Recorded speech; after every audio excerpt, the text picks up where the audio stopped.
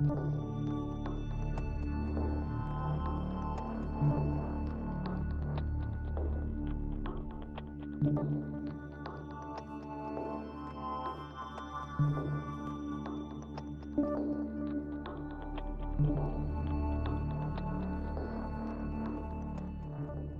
this is the Eager Beaver Show. You are listening to a True North Eager Beaver Media Incorporated podcast.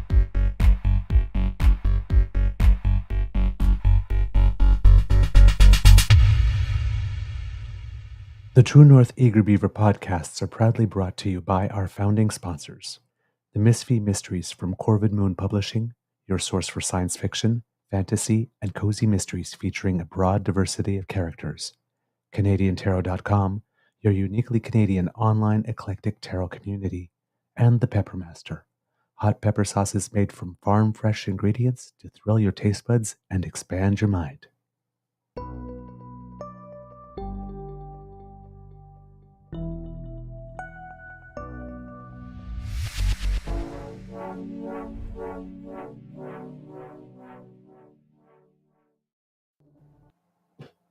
Well, good morning and hello, kids, and welcome to season 4 and episode 400.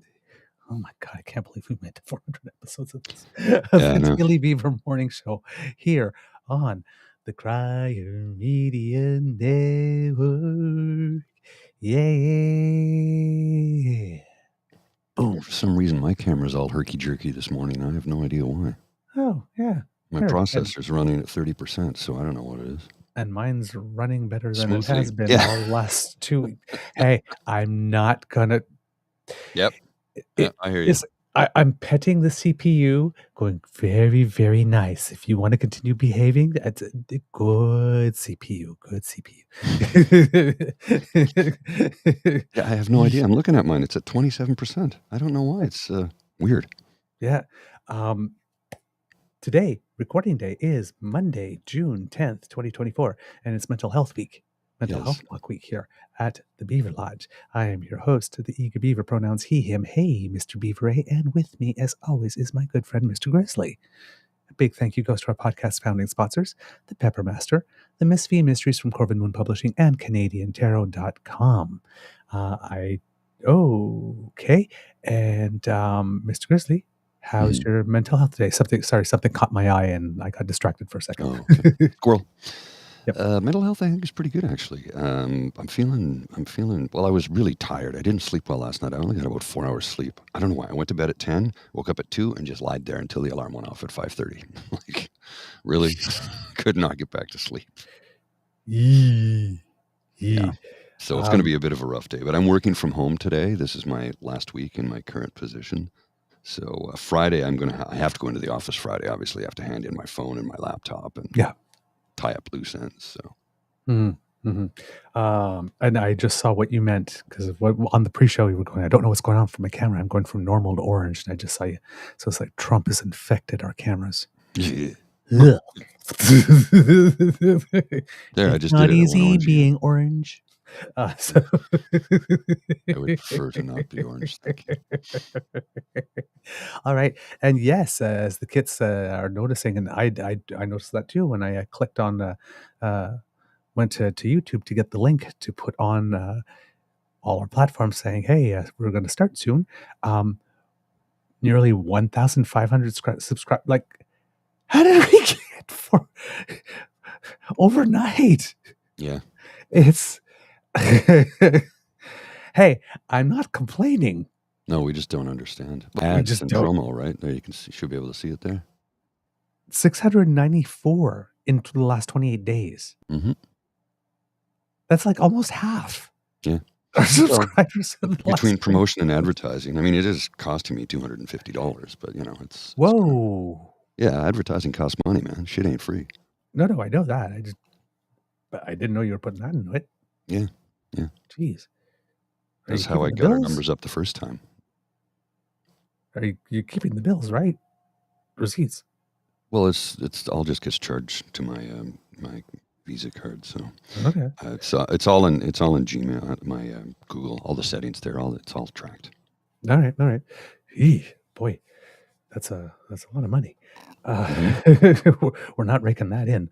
Well, here's the funny thing: they offered me $600 in free advertising, and when I clicked on it, they're like, "No, that's expired." But you just offered it to me. Yeah, but it doesn't work.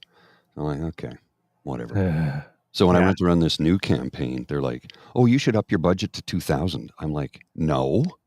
I tell you what, if we start earning that much money on a monthly basis or more, then I'll increase it. But for now, no. $250 is as much as I can afford.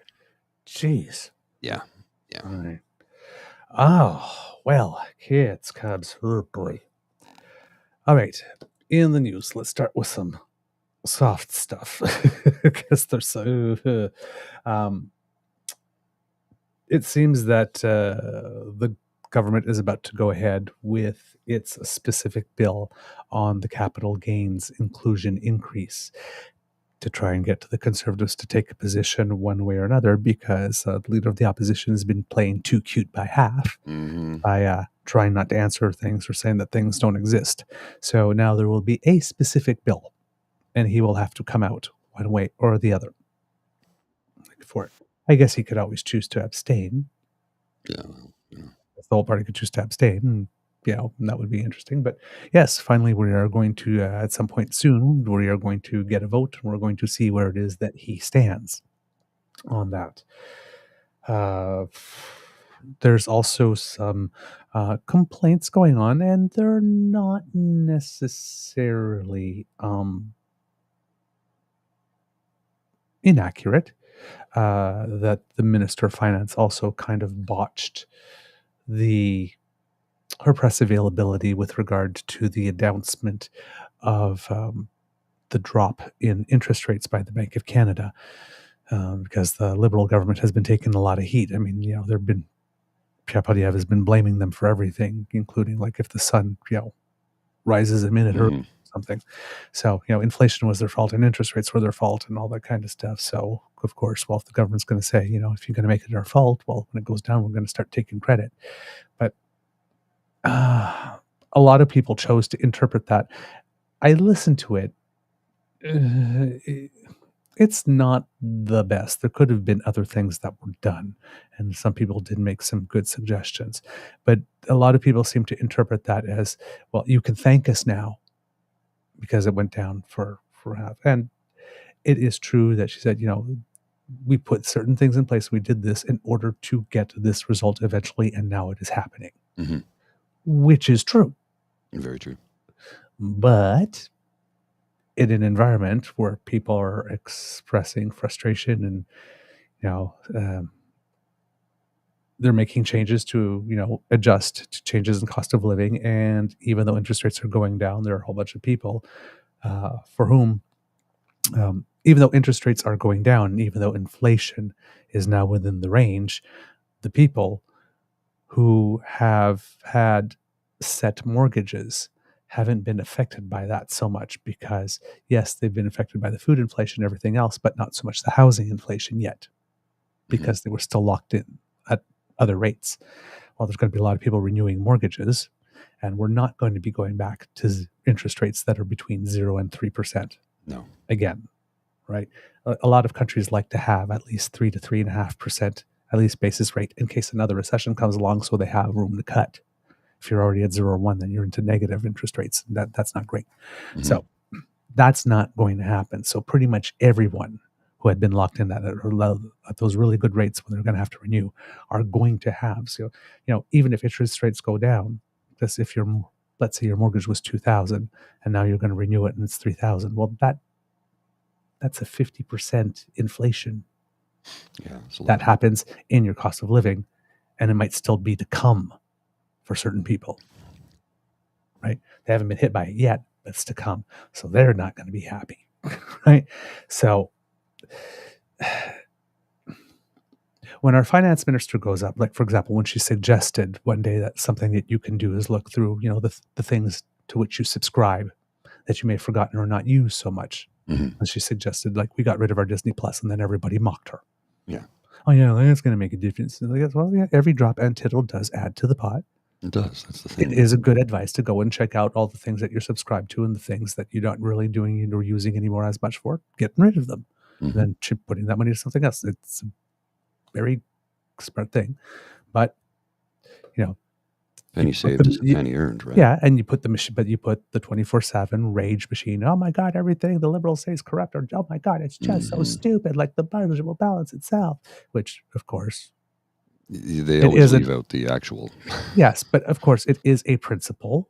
Mm-hmm. For example, if you've spent a lot, but you've spent it in order to do something that will generate some income, and then it starts to generate some income. And then you keep your spending in check, and then that income benefit starts to happen, and the income benefit starts to surpass what it is that you spent to do it. Well, then yes, eventually the budget would balance itself. It is an actual thing, yes. right? This is not something, but of course they just jumped on it, like as if they interpret it as saying, you don't have to do anything, the budget will balance itself. No, you have to put certain things in place, and then you let them do their thing. Right? So they torque everything. So of course, Disney, look at your subscriptions because, oh my God, look at her. She said, all you have to do is reduce your Disney and everything will be fine. That's not what she said. So she wasn't at the mic saying, you can thank us now, but she was at the mic trying to spike the ball a little bit, saying, you know what? Well, we planned for this and now it's happening. So I was like, see, we told you this would happen. It is happening. Yeah. You can trust us. So the problem is as some people, commentators were saying, she could have spread the celebration out around. She could have said, it was tougher times like this. Canadians made the choices that they needed to make in order to make better budget decisions, whatnot. And it's not easy and it's not fun like this, but we all got together and we did it. We did our part. The Bank of Canada did our part. And Canadians did their part. Like this, and now all of us are getting to reap the rewards, rather than we planned this. And so, had she done the same thing, spiked the ball, but included everybody in the effort, she probably wouldn't have left that opening. Yeah, right. So, yes, there are better choices, and yes, it probably for a lot of people came across as tone deaf. I listened to it. I didn't think it was. Comms wise, there were better choices that could have been made. That is it. It is a legitimate criticism, in this case, legitimate critique. So, but hey, we'll see where PP stands on that, because now they are going to have to take a position or decide that they don't want to take a position, because once again, they don't want to tell us what they're up to. Are they going to abstain, or like what are they going to do? Well, I mean, that is one option, right? If he really doesn't, look, this guy, he's petulant and he seems to not like to be led by the nose somehow, like, particularly by women. And he knows that this is a Chrystia Freeland thing. Yeah. She's a very smart woman. She's strategic. So. And she's not dumb. I mean, again, comms-wise, there's some errors have been made, obviously. She's not the most effective communicator. That's for sure. No. She's not. She's not. Right? She's damn good at her job. She's smarter than... Yes. Yep, indeed. But that doesn't make you a great communicator. I mean, and she's not a terrible communicator. I mean, she's very pointed in when, something needs to be stressed. But, there are things that we all have, right? People have started pointing out her, her tics, and the fact that she's fidgety, and, expressions, and some ones, she doesn't have much of a poker face. If somebody asks her a question that she thinks, that's dumb. Like, you see it in her face. Very expressive, like, cut this shit out, right? Yeah. So, and, that is off-putting to some people. So, and a lot of people will, when we have satire and caricatures, well, they'll pick on something like that, right? So somebody that's fidgety, well, then they'll over-exaggerate that, right? Somebody who does this a lot. Like Dean, for example, he's always doing this thing. So somebody was going to do a satire of him like this. They got him right. Mm-hmm. So they try to pick on those types of things. But we'll see. Right now, there's some games. Chess pieces are being moved on the board, and we'll see what will happen. But if PP really did not want to be cornered, right? Because we ask them what are their plans. Oh, you'll find out at the election. Mm-hmm. What do you think about capital gains? Well, it's like that. It doesn't exist yet. What do you think about the dental plan? It doesn't exist yet. Right? They try to get out of these things like this, but all of this is to say that we're not allowed to know what they have planned for us. So now we're trying to nail them. Take a position, and we'll see. So we'll see what he does. If he really doesn't want to be, because he will abstain. If not, he will take a position. And we're seeing that also with his security clearance thing. So, but we'll get to that. Yeah, he still refuses to get his NSICOP clearance. I don't know if you saw Michael Chong over the last couple of days. Yes. We. That's what I mean. I don't know how much time do we have today. Okay. All day, man. I'm working from home today. Exactly. That's what the WFH made. Okay. So yes, in that case, yes, I will. I listened to something. It was on. I have the clip. I think it was the CTV Power Play thing. I think it was. Well, okay. Let's wait. Okay, let's wait for that one. Yeah, it's with it's question period, CTV question period with Vashi Capellos. Okay, it was back with question period. Okay, because I saw him on Power Play, and I'm like listening to him and said, "Well, that's a load of bull." Yeah. Yeah. But he's very good at it. He's good at it. No, he's very good at it. Yeah. I was listening to it like this because it just came out so easy and everything, and he didn't stutter and he didn't stammer and all that kind of stuff. I'm thinking, it's like, if I didn't know any better, that would sound damn reasonable. Mm-hmm. It's not. It's not. No. It's not. It's like so not. Yeah, I listened to it and I'm like, what? I had to listen to it again, and I went, that's a lot of bullshit. And we're back again to the people, all the minions saying he had security clearance once, and it's like, not NSICOP clearance. He doesn't have his NSICOP clearance, which means he can't look at any of these documents. Yeah. Yes, he has clearance to be on the Hill, but so does the janitor.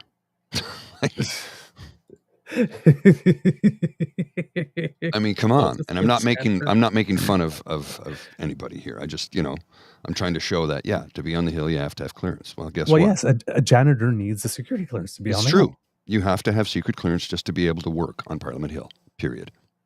Yeah. That's it. There's no ifs, ands, or buts about it. You have to have the clearance. Well, he has the same clearance. So why the NSICOP clearance is a different thing. Completely different thing. And that's the thing, Carol. Is he hiding something? I question that. His ties to Modi, the IDU, Stephen Harper's ties to Modi, it's all up for debate and question. And one of the articles I read the other day was how they were saying it was the Chinese Communist Party that has done more damage than India to try and rig elections. Mm-hmm. And who tied us to China for 31 years again? Again, it was the Conservative Party of Canada. Yeah. Wasn't that the Conservative Party of Canada under Stephen Harper? And who was part of that cabinet? Oh, Pierre Poilievre. Yep, indeed. Didn't Pierre Poilievre accept a free trip to, or was it Taiwan? No, Taiwan's not part. Well, let's not get into that. Yeah. But where was the free trip you went? Was it Shanghai or was it Taiwan? I can't remember. But he was, he said, oh, it was a gift.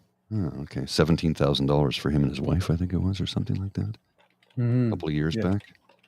Not that long ago, because he hasn't been married for that many years. Let's see. To Canadians, this was from 2018. Canadian MPs accepted $620K worth of free travel from third parties.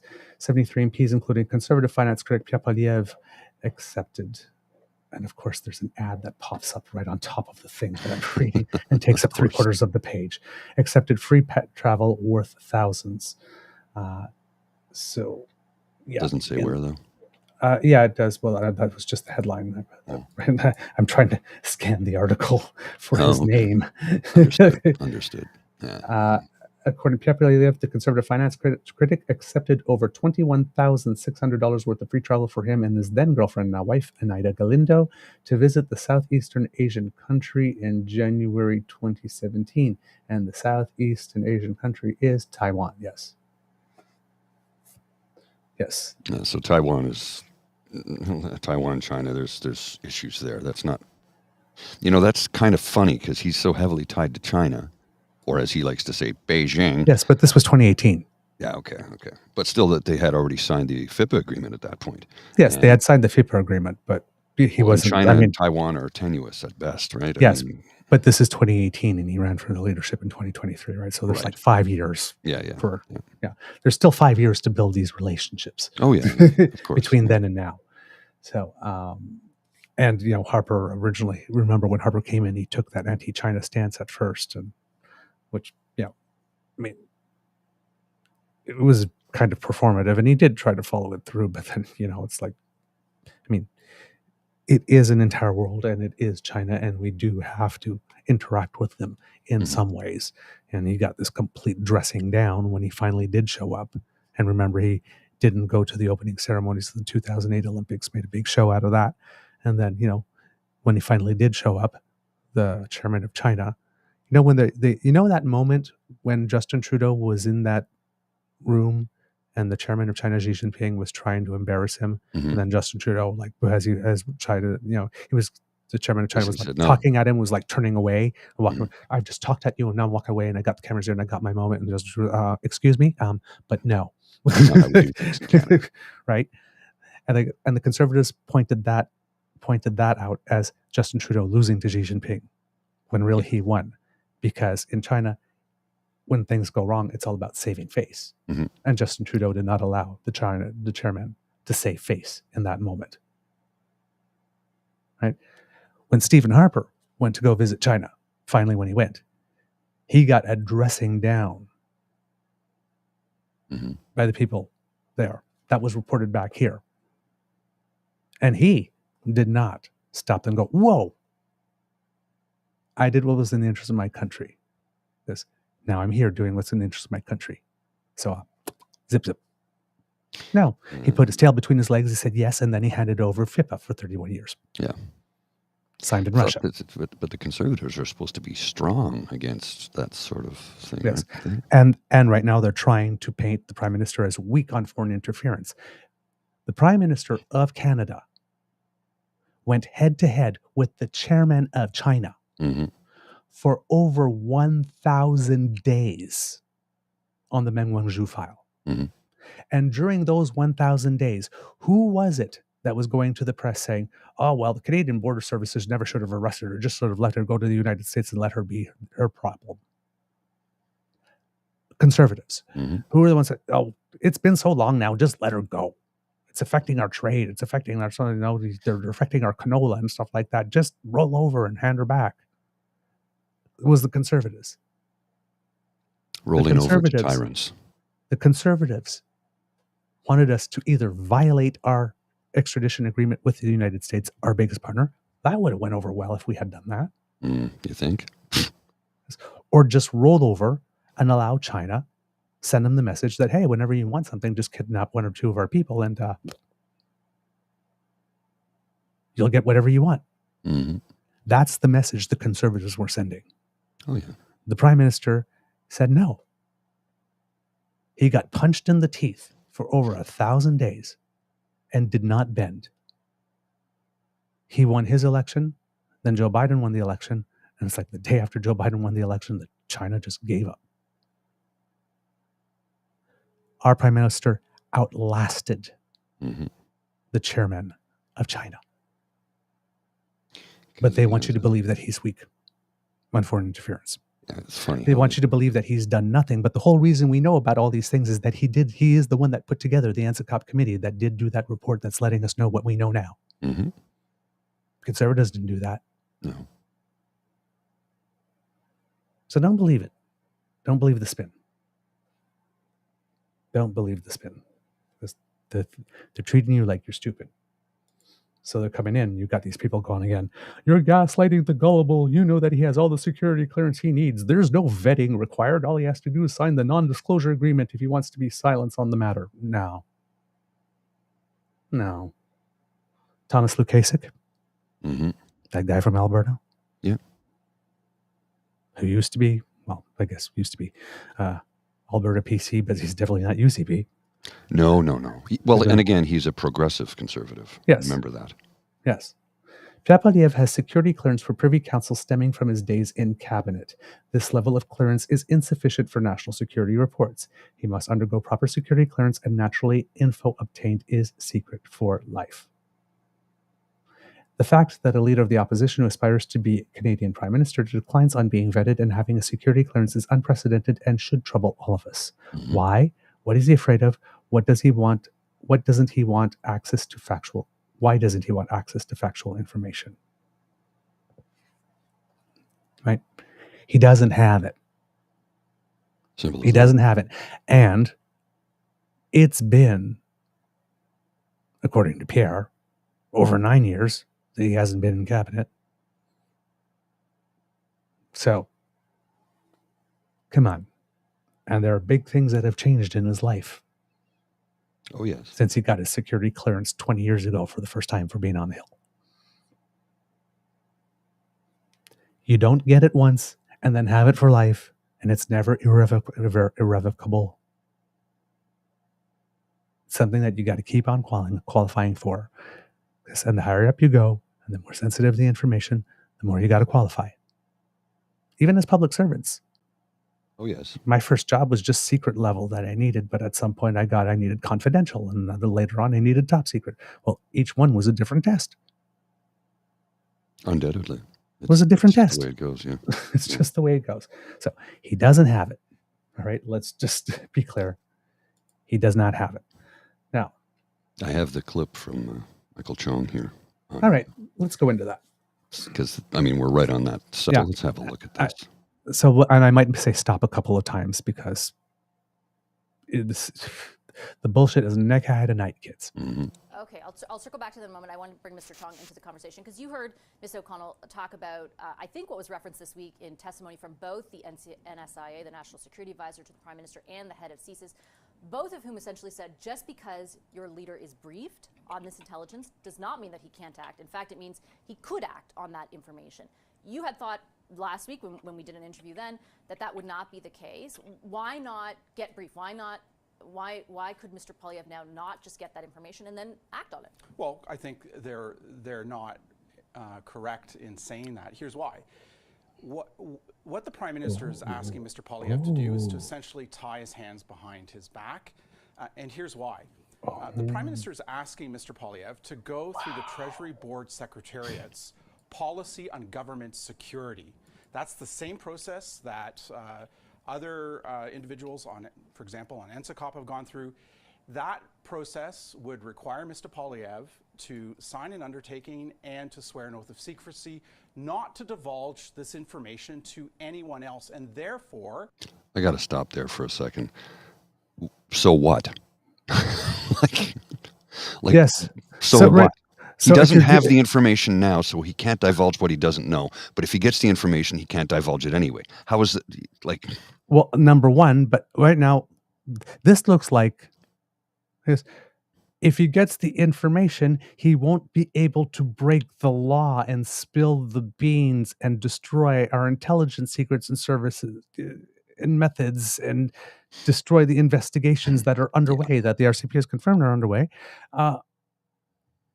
Why would you want that power? Yeah, exactly.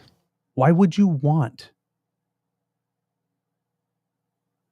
to go read that and then tell everyone? Tell anybody else to act on this information to hold individuals accountable.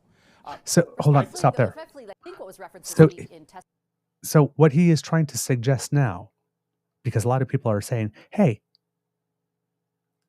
the leader of the opposition doesn't know the names, is not supposed to know the names, because the two CPC MPs on NSICOP are not supposed to have revealed the names. They do know the names. Because now, given that the Conservative Party respects nothing and no one and rules are always for thee and not for me, Mhm. I would bet a box of Timbeebs that both of those two have spilled the beans and have told Pierre everything. Because I've they heard never that from a respect lot of rules. people. I've heard a lot of people say that. Okay. Like a lot of chatter on the Twitter and on other forms of social media, Yeah. along with just overhearing people chatting at the pub. Yeah. Yep. A lot of Okay. people seem to think that's the case. So number one. So right now, he is saying, Michael Chung is trying to make you believe Pierre Poilievre could go get that information, find out who in his party is that, and quietly do things like, for example, a month from now, move someone from one position to somewhere else. Mhm. Not sign someone's nomination papers for next time around. Because he could do these quiet little things to get rid of the people, but he doesn't want to know. If Pierre is actually doing everything by the book, which is doubtful, I guess he wouldn't know this. But if he got his clearance and did find out, he could slowly move without going up to a microphone saying, this person was named in the report, so therefore, look at me, blah, blah. No, you can't do that. But you can root them out of your party with the information. But Michael Chung is trying to make you believe that if he reads that like this, he won't even be able to go to the people that are on that list to say, just you and me in this office, I know you're on this list. You got to go. Make your arrangements quietly and discreetly. I won't name your name, like this won't destroy your reputation, but you need to make plans. Michael Chung is trying to make you believe that he wouldn't even be able to do that. And that's not true. That's simply not true. And then it's our own conjecture. Oh, that must have been the person, but we don't know. There's no proof. Let's continue. Divulge this information to anyone else, and therefore not be able to tell anybody else to act on this information to hold individuals accountable. Respectfully, like, am I supposed to believe you over the director of CSIS? Yes, you are, because I think the director of CSIS and the RCMP may not be as knowledgeable about the processes under the Reform Act that govern party caucuses in the House That's of his own Commons act. and the other processes internal to parties that govern the conduct of their members and But caucus. maybe they're less worried about those processes and have national security law in mind instead. Look, just to get into the details, the leader has no authority to remove a member from caucus in the Conservative caucus. Under the Reform Act rules, that is up to the 120 or so elected members of Parliament on a secret ballot vote, and they're certainly not going to vote without information. The point is, though, is this. But what if Mr. Poilievre were to say, it's this person that I have learned has national security concerns? Nothing specific, just I'm very concerned about national security. You don't think that MPs in your party would understand what that means? As I understand the Treasury Board Secretariat's policy on government security, Mr. Poilievre would not be able to divulge the identity of any of those individuals to anyone else, which is the same reason why the NSICOP committee is unable to divulge the names of the individuals. And so the Prime Minister is asking the leader of the Conservative Party to tie his hands behind his back, to sign an undertaking, to swear an oath of secrecy that would prohibit him from acting on that information by instructing others or telling others what happened so that action could be taken. It's not a policy that the Prime Minister himself is subject to. And that's why we're calling on the Prime Minister to publicly release the names of those parliamentarians who knowingly and wittingly assisted a foreign state to the detriment of Canada and its people. That's a lot of bullshit. That's a lot of bullshit. I mean, come on. Like, the way he's carrying on there is just enough to make me want to vomit. It's like, come on, dude, you're smarter than that. Stop this shit. This is horse shit. Yeah. Now, people are going to believe it, though. That's the worst part. Well, yeah. But in this one, however, I noticed when she was asking the questions, there was a lot of, well, you see, the one from 4 days ago, he was smooth, completely smooth. He is rattled there. Now, that bill that he is talking about, that's his own bill. That's the one they did, that party caucus thing, how you can get rid of MPs and whatnot. And yes, okay, the Conservatives have arranged themselves that a leader can't remove specifically.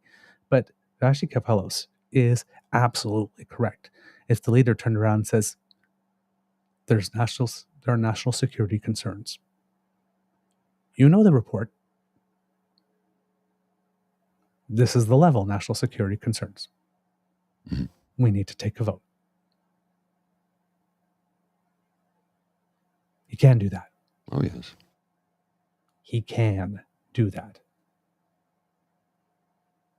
Telling the caucus that there's national security concerns, doesn't say which ones, doesn't reveal sources, doesn't reveal methods. It's not going to the mic and telling the entire public. Mm-hmm.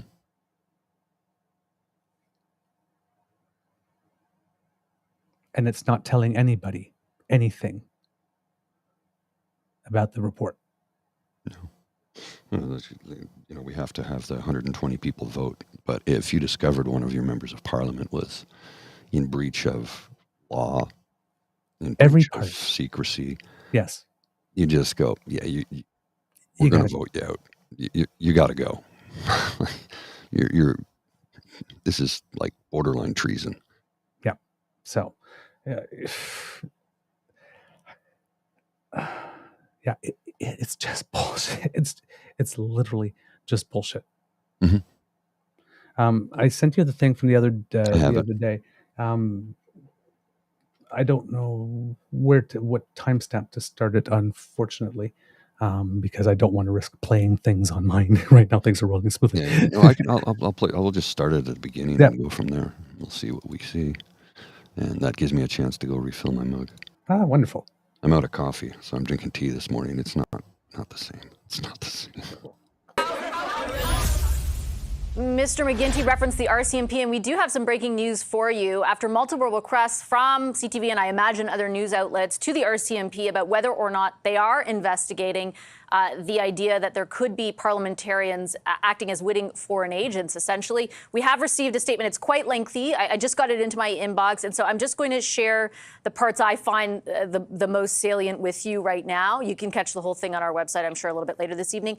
The RCMP can confirm there are investigations into a broad range of foreign interference in Canada, the statement says, including matters which intersect with democratic institutions. The RCMP will not provide comment whether there is an active criminal investigation into any parliamentarians. The statement goes on to say, an RCMP confirmation of such an investigation has the potential to cause damage to reputations prior to meeting an appropriate level of proof or to interfere with an ongoing investigation. Finally, the statement says, with respect to the information contained in the NSICOP report and what the RCMP knew and did not know at the time, the RCMP is part of the national security community and works closely with partners to combat all types of national security threats.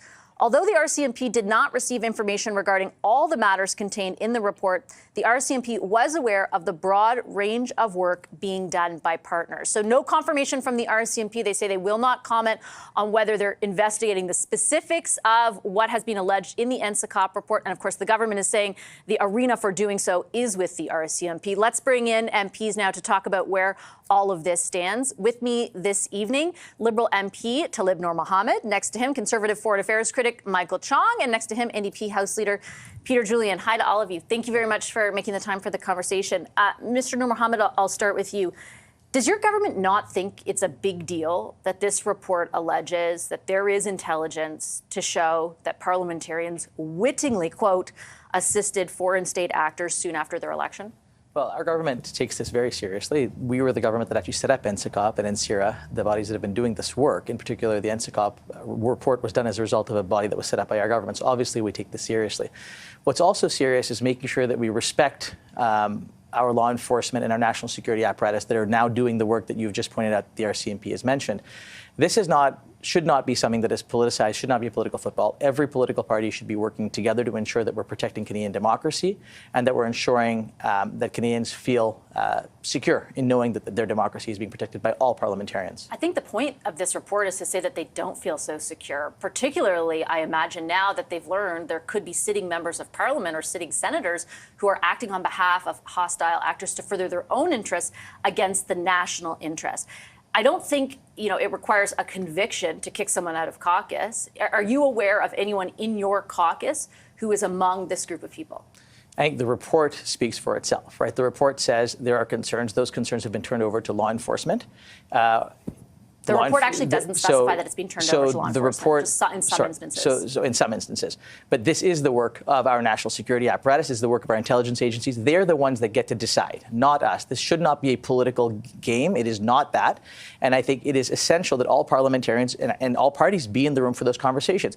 You know, we're hearing conservatives say, name names. You said that at the beginning of your report. I think what is important is that the leader of the Conservative Party should get his clearance. He should be in the room to be able to be appropriately briefed, because this is a matter of national security that requires all Canadians to know that every party takes this seriously.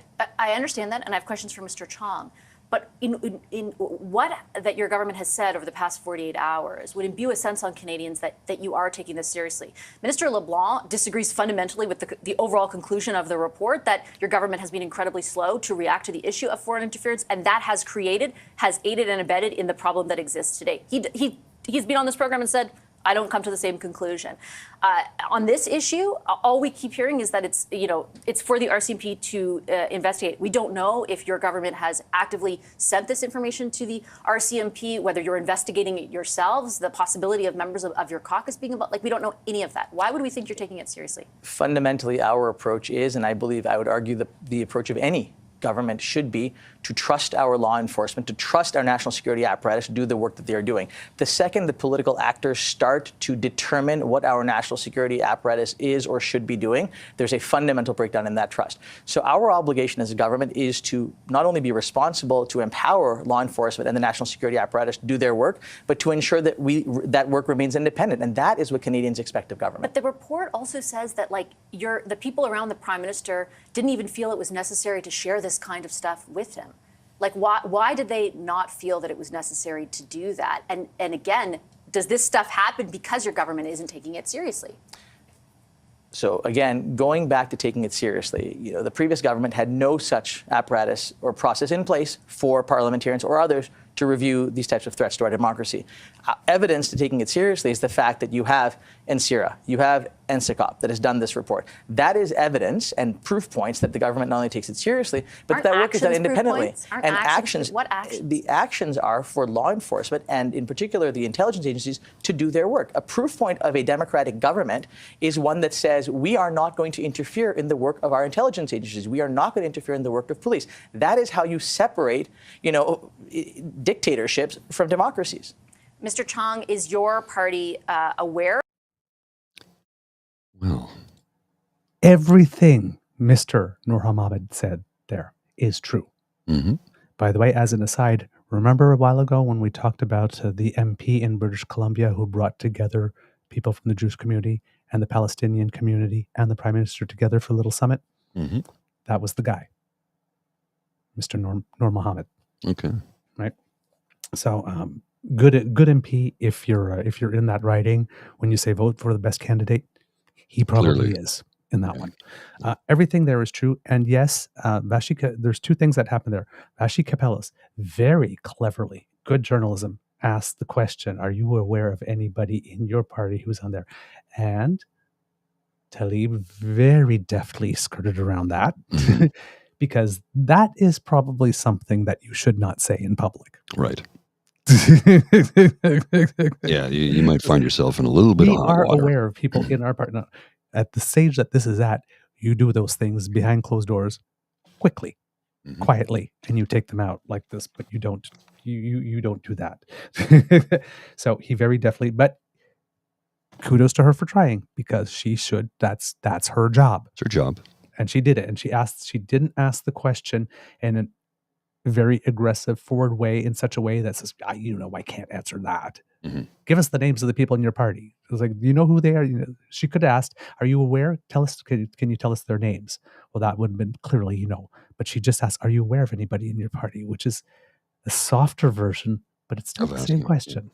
Yeah. Like this. And that's how very, very clever, well stated.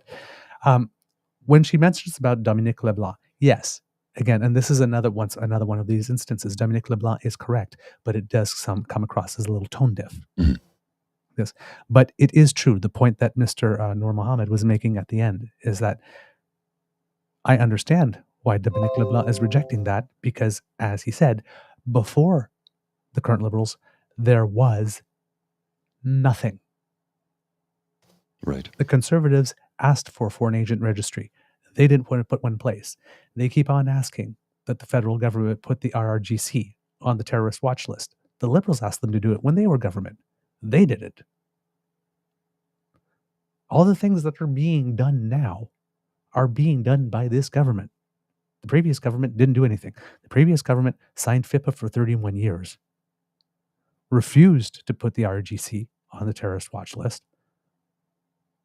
and then lost. And another government came in.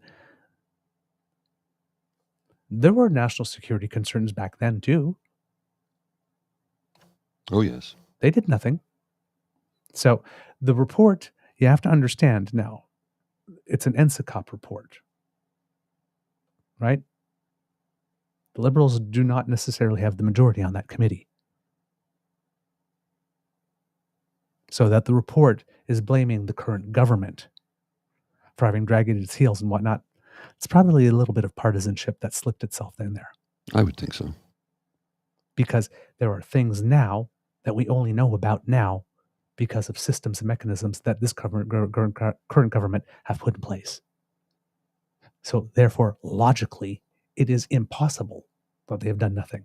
Have they done enough? Have they done it fast enough for the security and intelligence services? Maybe and probably not. Because a lot of these things, you got to build buy-in. Some of these things require legislation. And every time you talk about legislation, either with regard to elections or national security, you're always going to have an opposition party that's saying, hey, they're trying to game the system to make it better. So you got to tread carefully there too. So fast enough? Maybe not. Who knows? I'm not an expert. I don't have the sense to say that. But haven't done nothing at all? No. That's just not true. All right. So now we move on to Michael Chong. Now, this was 4 or 5 days ago. I want you to compare and contrast because you just saw the previous one. I was having trouble getting the words out. Look how smooth and rehearsed he is this time. And you saw it in the last one when he was able to manage to get his way back to his media talking points. Then it came out smoothly but he had trouble getting there because he was off put by the questions. Because the reason he was there the second time on the Sunday is because some of the things that he said here that you are going to hear were debunked in the meantime. So what you saw in the first clip was him trying to bat cleanup for the mess he smoothly created right here. Mr. Grizzly. Of this intelligence, have you seen any of it? And will you name names if members of your caucus are among those? We absolutely will name names of anybody, any staffer, any campaign worker, any member of parliament. They can. They can. We absolutely will. You can. It will be illegal, but you can. You have 2 members of NSICOP. Any one of them, either one of them, could stand up in the House of Commons at any time and abuse of their parliamentary privilege to break the law and spill the names. And there would be no consequence because they have parliamentary privilege. If there are 4 parties represented on NSICOP. There's 1 member from the NDP, 1 member from the Bloc, 2 members from the Conservatives. There are 3 senators, and I can't remember the number of Liberals off the top of my head. But I will look and get that information to you. All of these people have the information that's in that report. Any one of them could get up.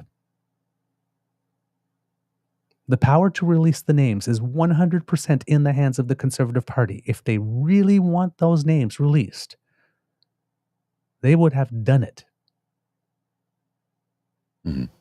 They haven't. But they're calling for it. Have you ever watched a movie, Kits and Cubs, for example, where somebody kidnaps a child? And then the next day, they say, oh my God, the child's missing. They go, oh my God, the child's missing. We need to start a neighborhood search party. Everybody follow me. We'll go this. We'll find the bastard and then we'll hang him. So everybody's looking for somebody else except for the kidnapper because it couldn't be him. Look at how invested he is in trying to find that child. That's what's going on right now. Yeah. If Pierre was so afraid that his name was on the list, why would he be calling for the names to be released? Because he knows that the names can't be released. So it's easy to call for something that you know will never happen. It's easy to be bold and brave then, especially if your party has no intention. By Pierre doing that, the Conservatives, while Michael Chong's sitting there going, yeah, we will, like this, they're signaling. Yes, exactly, Katsasi. Arsonists use that technique too. They set the fire and then they come and watch it, and then they start talking to the fire people. It says, oh my God, was anybody hurt? I really hope you catch the guy.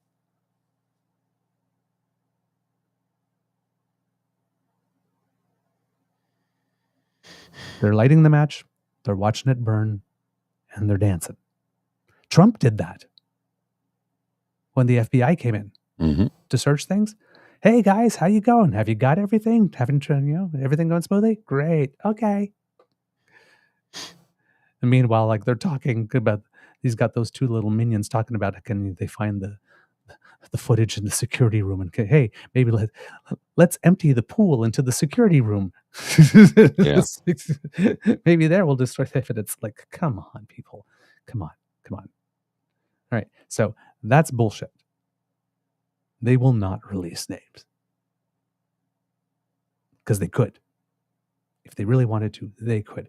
The Prime Minister is not the only person, and the government are not the only people who have this information. Mr. Grizzly. That knowingly or wittingly participates to further the interests of a foreign state to the detriment of Canada. We absolutely will name that person, but we don't know because the government has this information and refuses to release it. But let's be clear, this report is damning, and it follows on the heels of the NSICOP report. It follows on the heels of the initial report of Justice Hogue at the public inquiry. All these things that he's mentioned he follows on are all the things the Liberal government did. The Liberal government did nothing based on this report from this committee that was established by the Liberals, from this commission that was established by the Liberals. But they did nothing. And remember, again, the Foreign Interference Committee with Justice Hogue that they called for and called for and called for. And then they got what they called for. And then remember, all of a sudden, oh, well, we're not going to give any names of who we think should be leading this commission. They went limp. When it finally started to happen and started to be real, they were talking a big game because they thought that the Prime Minister would never do it. And then when the Prime Minister turned around and said, okay, fine, you want this commission? Fine, you fill the markers, you got it. I guess, give us your names of who you think. You didn't like David Johnson? Tell us who you'd like better. They did not participate. They went like a 3-year-old child in the cereal aisle grocery, and they just went limp on the floor. Going, Then they were the ones that started to delay the process. This is a set play from this party. Yell and scream, yell and scream, yell and scream. And then when the moment they actually, with the thing they yell and scream for, they said they want happens. Oh, well, not like that. But you said no, that's not what I wanted. Yeah, exactly. Let's keep going. And all of these reports are coming to the same conclusion, which is the government is not taking foreign interference threats seriously. This particular report, the NSICOP report, stated clearly that the Prime Minister was advised as far back as 2018 about serious national security threats to Parliament. He was also advised at that time that the measures in place were not sufficient to counter these threats, and he was advised to take further action. The report outlines how the clerk of the Privy Council in December 2019 went to the Prime Minister to seek approval for an action plan to protect Parliament. It then reiterates a second time where the National Security and Intelligence Advisor went again a year later in December 2020, and then a third time the initiative was taken up in February 2022. In all three cases, the Prime Minister withheld his approval. And so it's clearly an indication of a government that is not acting on taking this threat very seriously. And I'm not absolving them of their, of the questions that should be directed to them in that vein. And I think I did direct them to Mr. Nur Mohammed. But when you said the government is hiding this information, today in question period, I heard the Minister of Public Safety very specifically say he would share it with the leader of your party. But the leader of your party is refusing the top secret clearance in order to access those documents. How would that make sense to any Canadian watching? There is no, first off, criminal prosecution is not the only tool that we need to use to combat foreign interference. I really like the way she said that. Yes. Now, watch him right? He said criminal thing is not the only way we have. He's going to go into other things. But again, the leader doesn't want to get the clearance. So if he is following the law, the books, he would not know the names. So all these methods that he's going to talk about now, he can't put in place. They're all moot. If he did have his clearance and find out, he could. Mm-hmm. All right. CSIS and other security agencies have long advised that sunlight and transparency is a critical tool to combating these foreign interference threat activities. And one way to do that is to publicly reveal. I'm sorry? He's given the face to sunlight and transparency. He almost did a Mike Pence right there. Almost. The names of parliamentarians that are willingly cooperating with foreign states to harm Canada and its people. But what if they don't have proof? Like, I understand your point. That's why I asked Mr. Nur Mohammed. But you could ruin somebody's life. You're essentially accusing them of treason. If you don't have hard evidence of that you have intelligence coming from a credible source, but it has yet to turn into the evidence that's necessary to rise to the level of the RCMP being able to prosecute, essentially, like, is that irresponsible in some way? If they don't have evidence, if they don't have intelligence, if they don't have information, then of course it would be irresponsible. But if they don't have evidence, if they don't have intelligence, if they don't have information, it'd be impossible. Remember what we keep on saying about intelligence, and we've been saying it for a long time now. Intelligence is not evidence. Mm-hmm. It's just intelligence is there's this little detail, there's this little detail, there's this little detail. I don't have anything else, but if I look at these dots, this may be possible. This also may be possible. It might also mean that. We have no evidence of that. We have intelligence. Intelligence needs to be investigated and acted upon in order to turn it into evidence. Intelligence is sometimes wrong. Intelligence is frequently wrong or misleading or leads in one direction. But then you get another piece of information which adds color and texture, and all of a sudden, oh, that's what that piece of intelligence means. So he's conflating all of them, and he's going to try to present all of this as being, this is evidence. It's not. Mr. Grizzly? Here we go. When you read this report, it's clear that the government has loads of information about a few parliamentarians that are engaged in this subversive activity. And those individuals need to be named so that Parliament can take action to hold them accountable. And just to circle back where I started, I hear you on the need for transparency, but I still don't understand why the leader of your party would not want to access these documents, particularly when the report talks about efforts of India to interfere in your own party's leadership race. So two answers to that question, very simple. Number one, if he goes through that process, he himself is not allowed to reveal the names of the individuals involved. He then would be bound by the Secrecy of Information Act and other federal acts that would preclude him from talking about it, which is why the members of NSICOP are bound by that and unable to reveal the names, even though they know who the individuals are. So that's the first reason. And the second reason is, you're right, the report highlights that the PRC interfered in both the 2020 and 2022 Conservative leadership races. It also highlights that India interfered in the 2022 leadership race. But we don't know if they interfered to the benefit of certain Conservative leadership campaign contenders or to the harm of those leadership contenders. We don't know anything about that. Matters not a lick. It's not important. Completely and totally irrelevant. If it was in a federal election, different story. One candidate versus another, But these are all candidates within the same party. Mm-hmm. It's a party leadership race. So of course, if the government, if the government of India comes in and does something to suppress a candidate, by natural law, it elevates another. If they come in and elevate a candidate, by natural law, it suppresses another. It doesn't matter whether they came in for one or not. If they had somebody that they liked, they could have achieved it by either boosting the person they like or depressing the people they don't like. At the end of the day, it has the same effect. This is gobbledygook. So right now, he's basically saying, well, our leader wouldn't be able to reveal the names, so our leader wouldn't be able to break the law, is what they're saying. And we know they already can they already can release the names and break the law and suffer no consequence because of parliamentary privilege, the same thing that Andrew Coyne was calling for in his article. Unless someone stands up in the House.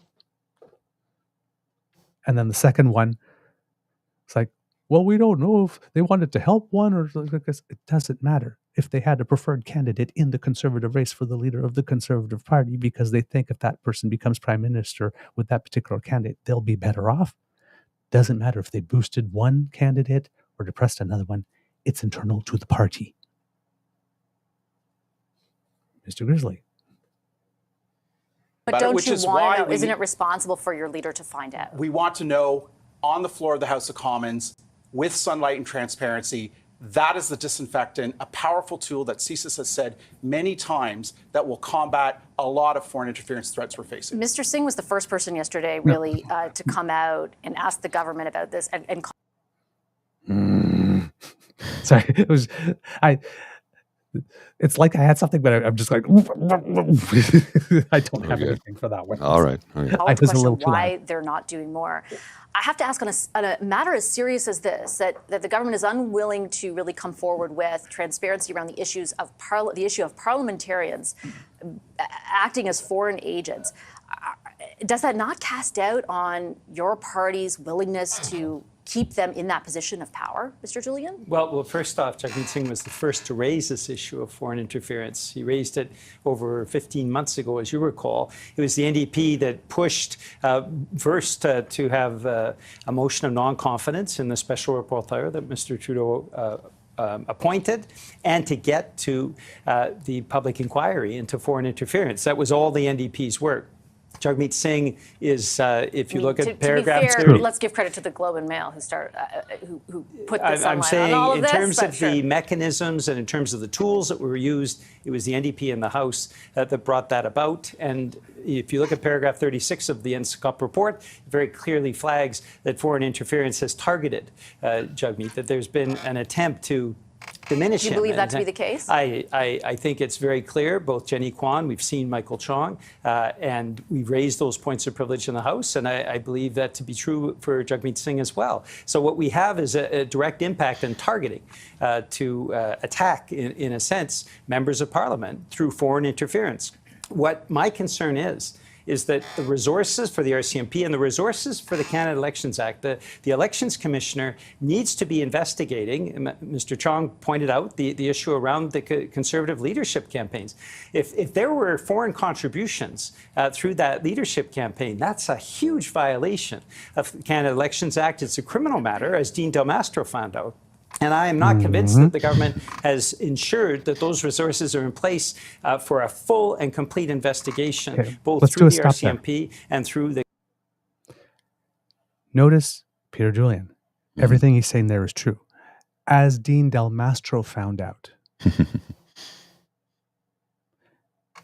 when they're turning around and saying the federal government did nothing, Dean Del Mastro found out. How long ago was Dean Del Mastro? I'm not sure. And it's still happening. Well, it's at least, right, 6 or 7 years. I would think, yeah. Right? The Conservative Party has literally done nothing. If that is still allowed to happen in the party leadership race, the thing that sent Dean Del Mastro to jail is still happening now in the party leadership races. That means Dean Del Mastro got caught, went to jail, and they still decided that a cabinet member going to jail wasn't enough for them to change the processes. Let's just keep doing it that way. Oh, well, we just got caught this time, but what's the likelihood we'll get caught again? Hello? These people are dumb. All right. Keep going, Mr. Grizzly. For a full and complete investigation, both through the RCMP and through the Canada Elections Commissioner, so that we can get to the bottom of this, and charges should be brought if guilt is determined. Should there also not be concern about the fact that this raises the specter of actual parliamentarians, past and present, sitting among you who could be acting as foreign agents? Are you sure there are none in your caucus? And if you find out there are, will you name names? We would, but yes, we absolutely have been the target of foreign interference. We've not been the recipient in any way. And are you okay with the fact that the Prime Minister does not feel it necessary to reveal any of this information? I'm not comfortable with the fact that the Prime Minister has not put into place the resources necessary for the RCMP to do that complete investigation, and for the Elections Commissioner. That's not an answer to my question. Are you okay with the Prime Minister not revealing anything in addition? We believe that names should be released when it's appropriate.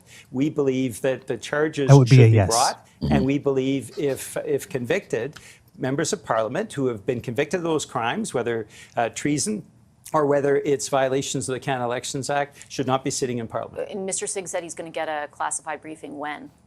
I believe it's this week, and there again, we have a political leader who has gone through the security clearance.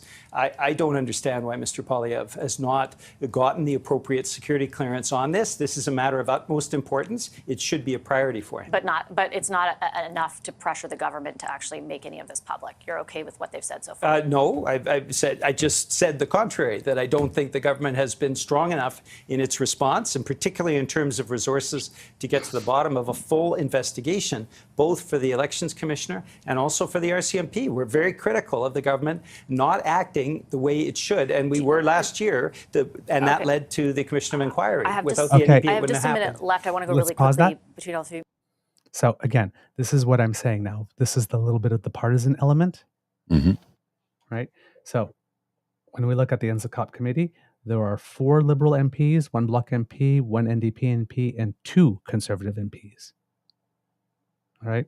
So the Liberals have 4, Conservatives 2, Bloc 1, NDP 1, and then there are 3 senators, 2 from the Independent Senators group and 1 from the Progressive Senate group. Right? So that makes 11 members. Yes. The government does not have the majority. It has 4 seats out of the 11. Because the government has no senators. Right? There are still 13 Conservative Party of Canada senators in the Senate, but the Liberal Party has no Liberal Party senators in the Senate anymore. So, and then you get Peter Julian. He's asked specifically, would you name names? Now, Peter Julian seems to be able to say that they were the targets, but not the beneficiaries of foreign interference, with a rather definitive tone. So that would lead me to believe that Mr. Don Davies, who's the New Democrat member on the NSICOP committee, saw the information and reported back what it is that he could to his party without breaking the law. So I've seen the report. There is some stuff of foreign interference. We've been the targets. Doesn't seem we've been the beneficiaries. That's something that can be made public, because we know it could be made public because we have information that the Conservative Party may have been beneficiaries in their leadership. That's a level of information that can be made public if you see the information. So when Michael Chong is there saying, well, we can't say anything. Yeah, you can. Because Peter Julian, who's not even on the committee, just did. How did he get that information? Well, it has to be the person on the NSICOP committee. Revealed it. Related it back. What it is that they legally could. So Michael Chong, again, is FOS. Oh, yes. All right. Mr. Grizzly. Mr. Mohammed, do you know if the RCMP is investigating any of these specific things? Do you think Canadians will ever get answers? Well, I want to just address a couple of things here. First of all, Mr. Chong said there is information, there is intelligence. Information is not intelligence. Intelligence is not evidence. The threshold of intelligence is one that must be met. And as Mr. Julian points out, if somebody is convicted, if the charges are brought and somebody is convicted, obviously that is a different threshold than just saying, I like this guy. Yeah. Oh, sorry. I wanted to, yeah, he's really good. Intelligence is not evidence. Like we've been saying that. He just said it. Exactly. Well, all our security apparatus has been saying it too, but the conservatives keep on wanting to pump the alternative narrative, the alternative facts into our system. Mm-hmm. Now, in the previous thing, the thing I forgot to mention is that Vashi Kapelas asked them if they were okay with the government not releasing names. And you see how the NDP did not want to say that they were okay. But they were saying, in time after the investigations, after due process is maintained and, we're not destroying sources and methods and like this, and we actually have the evidence. Yeah. So in other words, yes, they are okay with the federal government not releasing the names now. And I do not understand for the life of me why it is that the NDP would not be clear on that, on this particular issue. At the same point that Peter Julian is making the case, Dad, this is a national security thing. You have to do it like this. Well, then be clear. Yes. In this case, you do support the government because there are issues of process and you need to let the process run its course. The wheels of justice grind infinitely slow, but infinitely fine. There are certain things that only time can do. You do not get justice on demand. No, it doesn't work that in way. Canada. It can't work that way in order for us to have, a fair and just system. And I know that sometimes it's not fair. And sometimes it's not just, and I get that, especially if you're wealthy and powerful. But the system is designed a certain way, and it doesn't happen in an instant. It's not on demand. Exactly. And then Mr. Cal, name names and then pay a massive price in lawsuits after the intel was wrong. Omar Kader? Yeah. Anyone? Mayor Anyone? Yeah. $10 million suit? Anyone? Does anyone remember? And everybody tries to blame Trudeau for that. And I'm like, no. No, he saved us money. He saved us a lot of money because that young man's rights were violated. His charter rights that, 3 ways from Sunday. Yeah. And our government did nothing to do anything for him at the time. They didn't lift a finger. They let it happen. It was an open and shut case. Yeah. It was basically, if they got into court, it's like, well, a check? How much do you want us to write it for? Yeah. So the $10 million payout saved us probably $40 million. Who knows? If not more. We don't know. Plus legal fees? Yeah. Yeah. Right? So you got Peter Julian sitting there like this, not willing to say yes. That's a little bit of partisanship there. And say and instead of saying yes, saying, well, no, the government didn't act fast enough and didn't do enough. So of course, the NDP, it would be to their partisan advantage to take that position and make sure that that was in the report. So it would be for the Bloc. So it would be for the other two. Again, we know about all of this because of the mechanisms the government put in place. Mr. Grizzly. Here we go. We think we might know something about someone. So I think we can't be flippant about this. And I think we can't be flippant with national security because when we are making national security decisions, we are depending on our methods and sources, that we don't want to compromise those, that we don't want to compromise our intelligence partnerships with other countries. And so it is essential that the RCMP and others do their work. And if they bring charges and those charges are brought forward and there's convictions, absolutely, there are consequences. Face to face a few months ago, that the ability to turn that intelligence into evidence is a massive challenge for which they were hoping for a legislative solution. In the new legislation your government introduced around foreign interference, they saw nothing that would help them do that. Once again, it seems like your government doesn't think this is a big deal. Well, C-70 is currently under debate. We've got opportunity for all parliamentarians to work together, and it seems like that is something that people want to do to ensure that this is the best possible version of the legislation. And we have said since the beginning we will be willing to work with other parties to ensure that it is the best possible national security regime to keep this country safe. Mr. Chong, really quick final word to you. I think both your colleagues continue to highlight they don't understand, and I think a lot of Canadians would agree, why your leader can't get the briefing, understand it to the fullest, conduct the investigations necessary, particularly when there may be people in your caucus who are guilty of this, and then figure out what happens publicly after.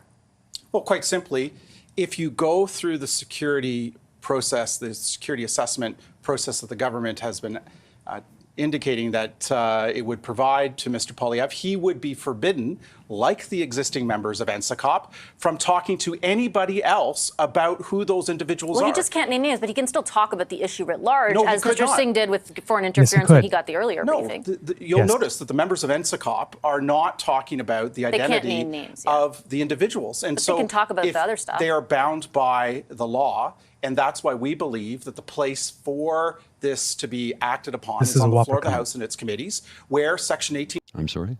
So go back. I was going to say, here's the big whopper.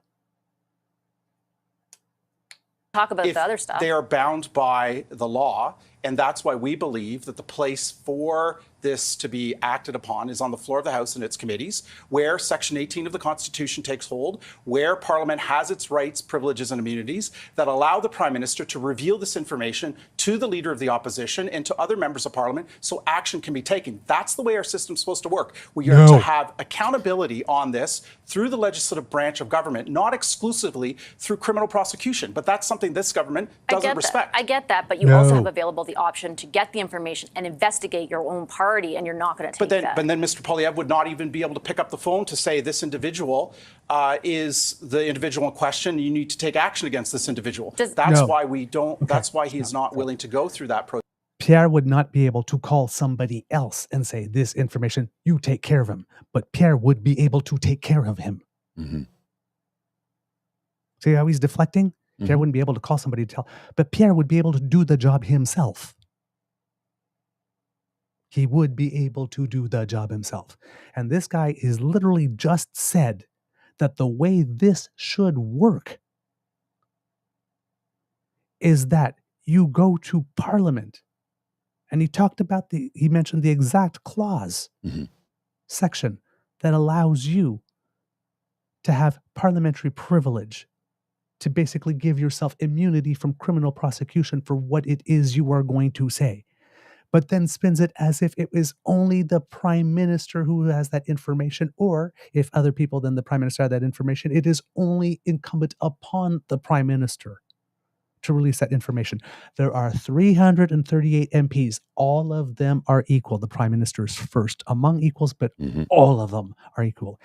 Any single one of them who has the information has the ability to do it. And he's saying that if you have that, he's basically saying, if you have that information, it is your duty to stand up in Parliament, abuse of your parliamentary privilege, break the law with immunity, and release those names, blow up sources and methods, blow up investigations. Yeah. They have the information. They could do it, but they don't want to. They want the Prime Minister to do it. Funny how that works out, huh? They're calling on the Prime Minister to break the law, implode our national security, implode our intelligence, and create a whole bunch of reasons that if there ever would be prosecution, for the lawyers to say, well, this happened, this happened, this happened, due process was violated, constitutional, it's like, we can't try this, or you can't find him guilty. They're trying. We don't have pardons in Canada, but what the Conservatives are calling for is for the federal government to do something that will allow them to get off on a technicality. There is a pardon system in Canada. A pardon, yes, but I know people who've been not a prime ministerial pardon. No. System. No. Like it's you have to go through the so if you can't rely on going to court and having a pardon in that sense, in the United States sense, from the president, then the only other option is to try to get somebody to do something that will create the situation where you can't be convicted on a technicality. He's basically asking the Prime Minister to give any member of the Conservative Party of Canada who would be on that list a get out of jail free and an immunity from prosecution card by blowing up. It is wholly irresponsible. Oh, yes. And he's telling people that this is the way it should be done.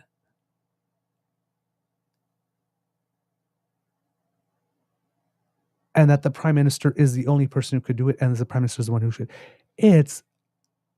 That is some of the most dangerous. That would be the most reckless way to go about it. not to mention our partnerships with our Five Eyes partners that would all Oh, yeah. That would be the end of go that. to hell if we did that. Yeah. Thank you for mentioning that, Kit Carroll. It's bull. Mhm. It's bull. And the C70 thing that Mr. Nur Mohammed was talking about, it's true. So while it may be true that Peter Julian said that everybody didn't have the means to do that, they're working on a bill right now. And remember last week or the week before when I said, what is it with the Conservatives that are all of a sudden being all conciliatory on the anti-scab legislation? The other piece of legislation that the Conservatives said that they were going to help pass through quickly, and that they were actually going to take some certain actions to make sure it could pass even more quickly, is C70. Mhm. This particular bill right now that Mr. Mohammed has said accurately, all parties are really participating in to try to get, including the Conservatives, Yeah. who never cooperate on anything.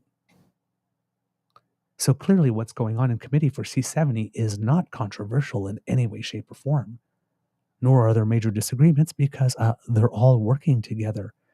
They're all playing nice together, and they never play nice. So True. Michael Chong came in there with a backhoe of bullshit, and that's why you got that second interview. Mm-hmm.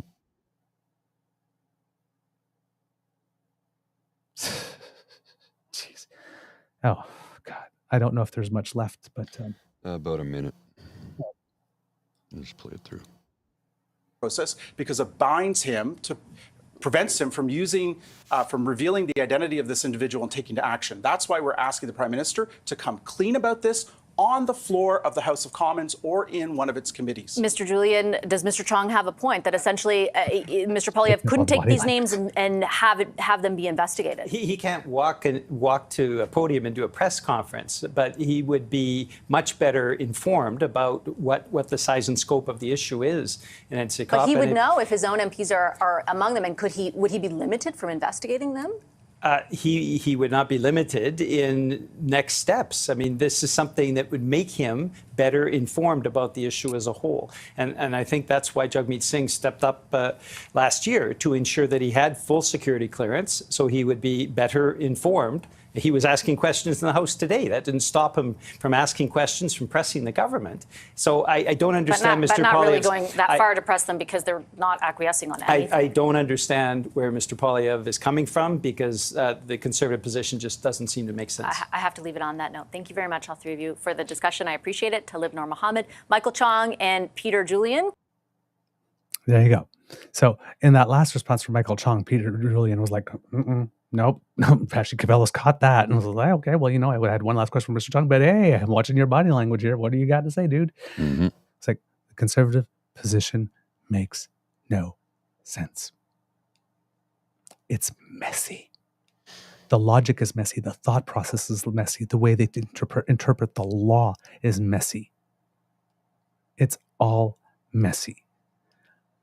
But if you remove all the noise, the basic situation is we're talking about potential treason, and the guy that wants to be the Prime Minister of Canada can't even be bothered, even for this issue, to get off his lazy duff and sit for security clearance so that he can be the most informed possible about what is going on, so that he can participate in the Team Canada effort with full information to try and fix this and be aware of who it is in his party that has been influenced and take care of them. So if you're refusing to do all that, what is more likely? That you really care about the issue and that if you become Prime Minister of Canada, you would do everything to stand up for this country?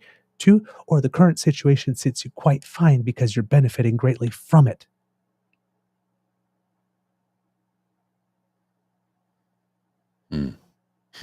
Normal people do not want to know information when it's potential treason.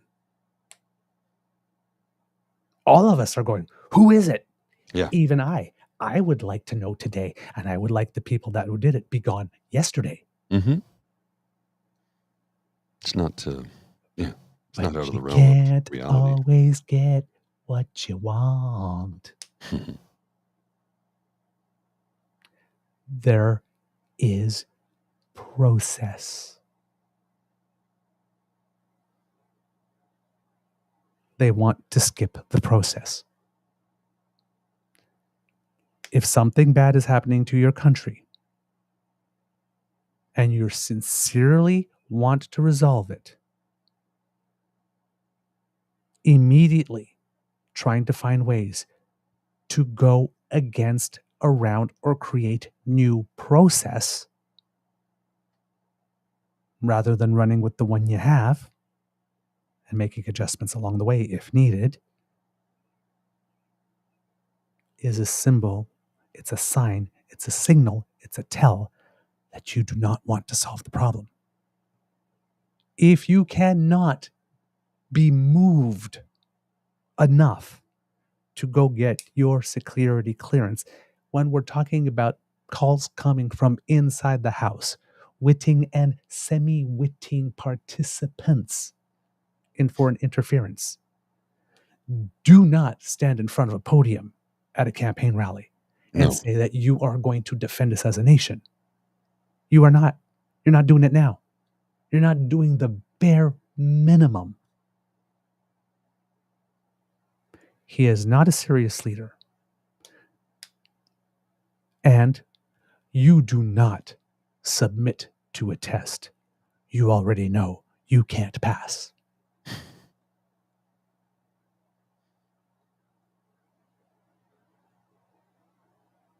The Law and Order Party, the leader of the alleged Law and Order Party, does not want to be equipped to have the most information possible to act on the largest crime, the worst crime that can happen in terms of domestic politics, treason.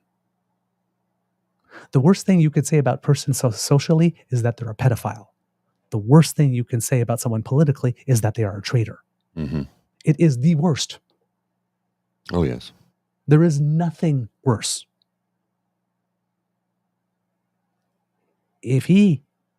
I've seen this guy get worked up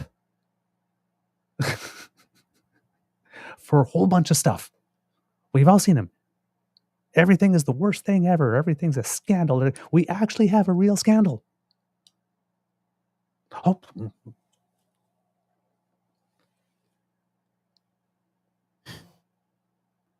This is not consistent behavior. No. Normal people don't want to be in the dark when they know that there's a threat. They want to know where it's coming from so they can prepare. See, it all... Pierre Poilievre and the Conservatives are not normal. This is not normal. It makes me... Look, we don't have any evidence to suggest... Let me rephrase that. You and I have not seen, nor has the vast public seen, evidence to suggest that he is compromised and that he worked directly with India on this. We know nothing. We know nothing. But if you're doing a paint by numbers... That's what I'm saying. The circumstantial evidence is damning. Which party gave a 31-year deal to China? Mm-hmm. Boom. Which party asked for us to roll over on Meng Wanzhou? Which party asked for us to violate our extradition agreement with the United States on Meng Wanzhou? The numbers are all starting to... Which party has the closest links to India? Mm-hmm. Which former leader of a federal party is BFFs? In the IDU. With the leader of India. Because the leader of which party did the government of India try to put out a press release out saying that their official plane was loaded with cocaine? Yeah, and then the National Post repeated that blatant lie. And so did the Toronto Sun. Yeah. The newspapers that support which party ran that story. Yeah, knowing that it was a load of bullshit. In the NSICOP report, there is a little part that talks about certain media even having been compromised. Yes. Gee, could it possibly be the media that would take a press release from the government of India suggesting that the Prime Minister's plane was full of cocaine when we know that nobody can get within 3 inches of that plane, within 30 feet of that plane when it's over there because it's all guarded by Canadian security and runway? Could it possibly be that in those medias there's somebody that may have been compromised? I mean, it sounds like a conspiracy theory, except it's not a conspiracy theory when the paint by numbers gives you Tom Thompson's Jack Pine. It's like, this is ridiculous. We got a leader of the opposition that is not even motivated enough by treason to go get a security clearance. It's just absurd. It's completely... I couldn't make this up.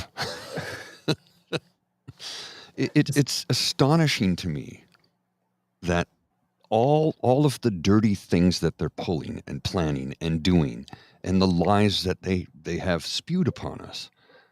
It's like, God, you're not good at this. Like, you're not good at it. You're really bad at it, because it's so easy for us to just go, well, look, it's right. All the evidence is right in front of us. It's all right there. It's all going to come out eventually, right? There are no instance. I cannot think of an instance. Yes, where if the government, the Communist Party of China, has to choose between a conservative and a liberal over the past 20 years, that we've seen that liberals are better for them. Now, liberals were more open to wanting to do trade with China. And, that whole theory that we had for a while that, if we liberalize trade with China, then eventually the human rights will come. Mm-hmm. Well, yeah, it seems that we were wrong about that, but the entire Western world was wrong about that. Yeah. Right? Yeah.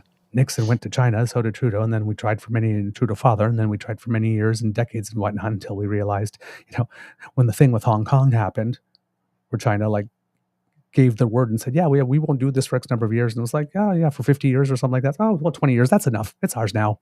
Mm-hmm. That kind of sent a signal. You think? To the entire world. Yeah, we know that you told the entire world that we were going to do this and like this, but you know what? Yeah, we've decided we waited long enough. We're just going to take this now. What you going to do about it? Yeah. We're frickin' China. What are you going to do? F you, make me. When China took over Hong Kong, they basically said to the world, fuck you, make me. Yeah. And nobody made them. And that was in what? We clutched pearls. We got, like this, but we didn't do it. 1997, the handover took place? Yeah. But the whole thing with taking over Hong Kong, what they did now, because now Hong Kong really is fully China. I mean, they took over the city council and everything. They destroyed everything. Mm-hmm. It was supposed to be. We had the huge protests for a long time. It's still called the Special Administrative Region, but it's not. There's nothing special about it anymore. No, it's China. Hong Kong used to be its own place, but no, not anymore. So look at the way that our Prime Minister and the Chairman of China have been interacting for the past night, and come and tell me that there exists a realm, a galaxy, a universe in which the Communist Party of China would rather that Justin Trudeau win the next election. And in India, where the Prime Minister spilled the beans, and now there's this international thing, and all the Five Eyes nations are wary of India. And well, yes, we may be Five Eyes, but we have a lot of friends. Yeah. So if we don't like them, they're certainly asking questions. That's not great for India. There's a reason why Modi went into that election chin up, ass out, saying we're going to get 340 something seats of the 500 and something all to our own. He didn't even get a majority of the seats onto his own. His bloc did, but he didn't. All of a sudden, he went from king shit who can do anything he wants now, having to collaborate with other parties. And I wouldn't be surprised, because when these types of things happen, when you go in and say, you know what, we're going to get major super majority, and you flop like that, even though you won, you're kind of lost in that case. And usually not too long after that, there starts to be some grumblings. The leader promised us all this, and well, I mean, yes, we're still the government, but we're not as much as the government as we wanted. We don't have our majority. Maybe he's not the guy anymore. Maybe he's slipping. Who knows? Could be. Those are you. Listen, in politics, in a party, everybody are friends and get along when they're winning. It's when you start to lose power and influence and seats. Look at Paul Martin. Mm-hmm. He won that election, but he won a minority. And then the infighting started. You called the Gomery Commission. You shouldn't have done that. That's what really sunk us down. Had he won another majority, though, you would have heard nobody complaining about that. Everybody's friends when the sun is out and they're winning. Everybody.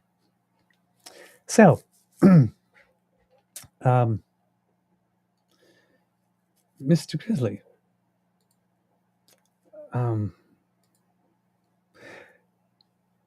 we're talking about witting and semi-witting participants. And there's been some things happening in Europe. We had the European parliamentary elections happen. Mm-hmm. And it was 4 days of voting, and the results seem to have come in. And the results are not good. There is a major shift to the right. Yes, and it's disturbing. In Europe. Well, a huge shift to the right. I've got a story here written on June 9th. It's the table is being set for another world war. The EU election results will hasten us to the slaughter. Yes. Yeah. And so, it's to protect the elitists. Yeah. And I would want to read from it if you can at some point, but I'll just give the details of the thing. So hundreds of millions of eligible voters in 27 countries marked their ballots in the European parliamentary elections. The far right won a lot of seats in the European Parliament.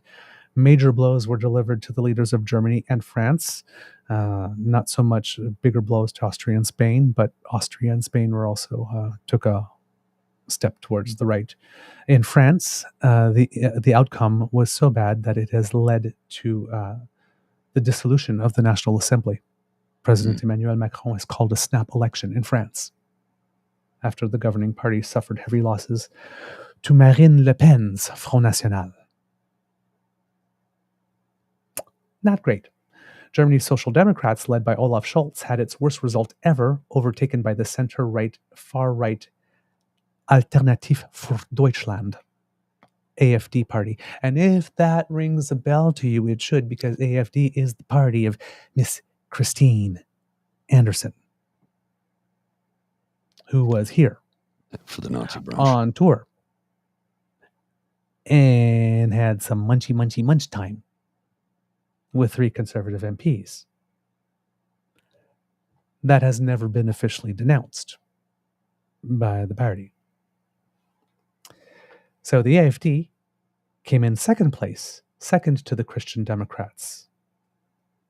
The Social Democrats didn't finish first or second. That's the party of the current leader, Olaf Scholz. Seems that young Germans have swung to the right, and pretty much 5 years ago when we had the election in the European Parliament, it was a Green Wave election. The Green Party, just 5 years later, had almost all the gains of 5 years ago wiped out. That's not going to be good for the planet. No. Exit polls showed late last night that the Arch-Conservative Brothers of Italy party, headed by Italian President Giorgia Meloni, was in the lead there. So this shift to the right is going to make it tougher to pass environmental laws and probably also to oppose Putin.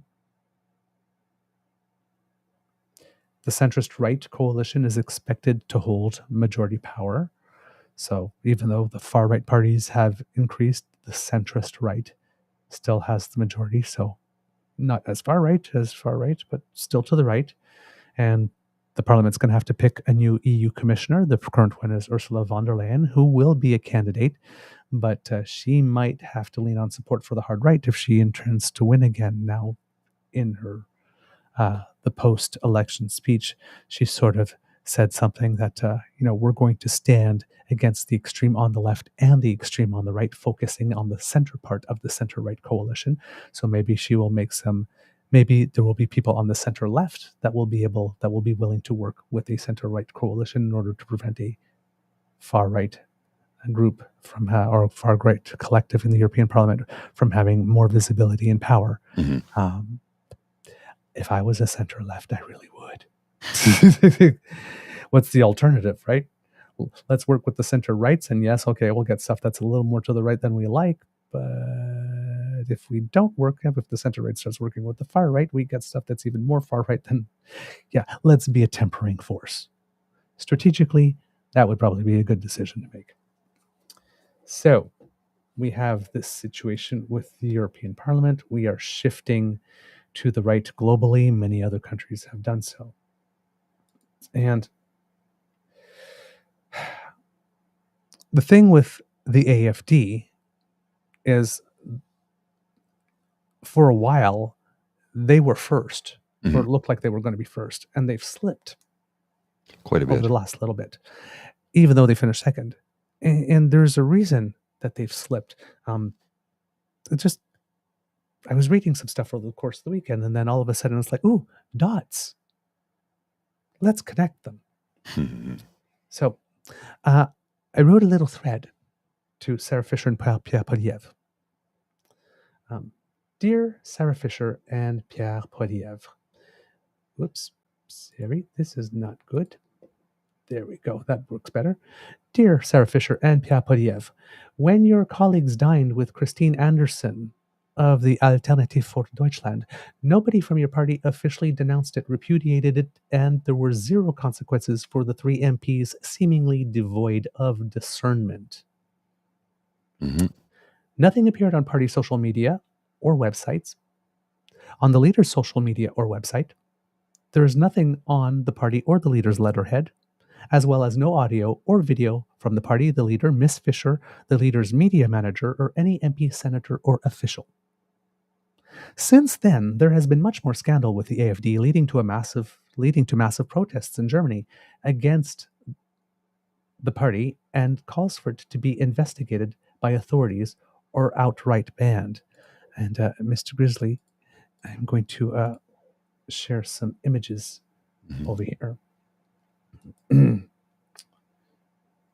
Since mid-January 2024, widespread protests against the far-right Alternative for Germany party have been taking place in Germany, after a report by investigative journalist group Corrective revealed the presence of an in-office party members at the meeting of right-wing extremists at Potsdam in 2023, centered on remigration proposals to organize mass deportations of foreign-born Germans, including those with German citizenship. Protesters have sought, as declared by organizers, to defend the German democracy from the AFD, with many protesters calling for the party to be investigated by the Federal Office for the Protection of the Constitution or banned altogether. Wow. And this is Berlin on, I believe, January 14th, 2024. Mr. Grizzly, got some images up there for you. Just a second, sir. There we go, the Brandenburg Gate. That's a lot of people. This is Hamburg, January 19th.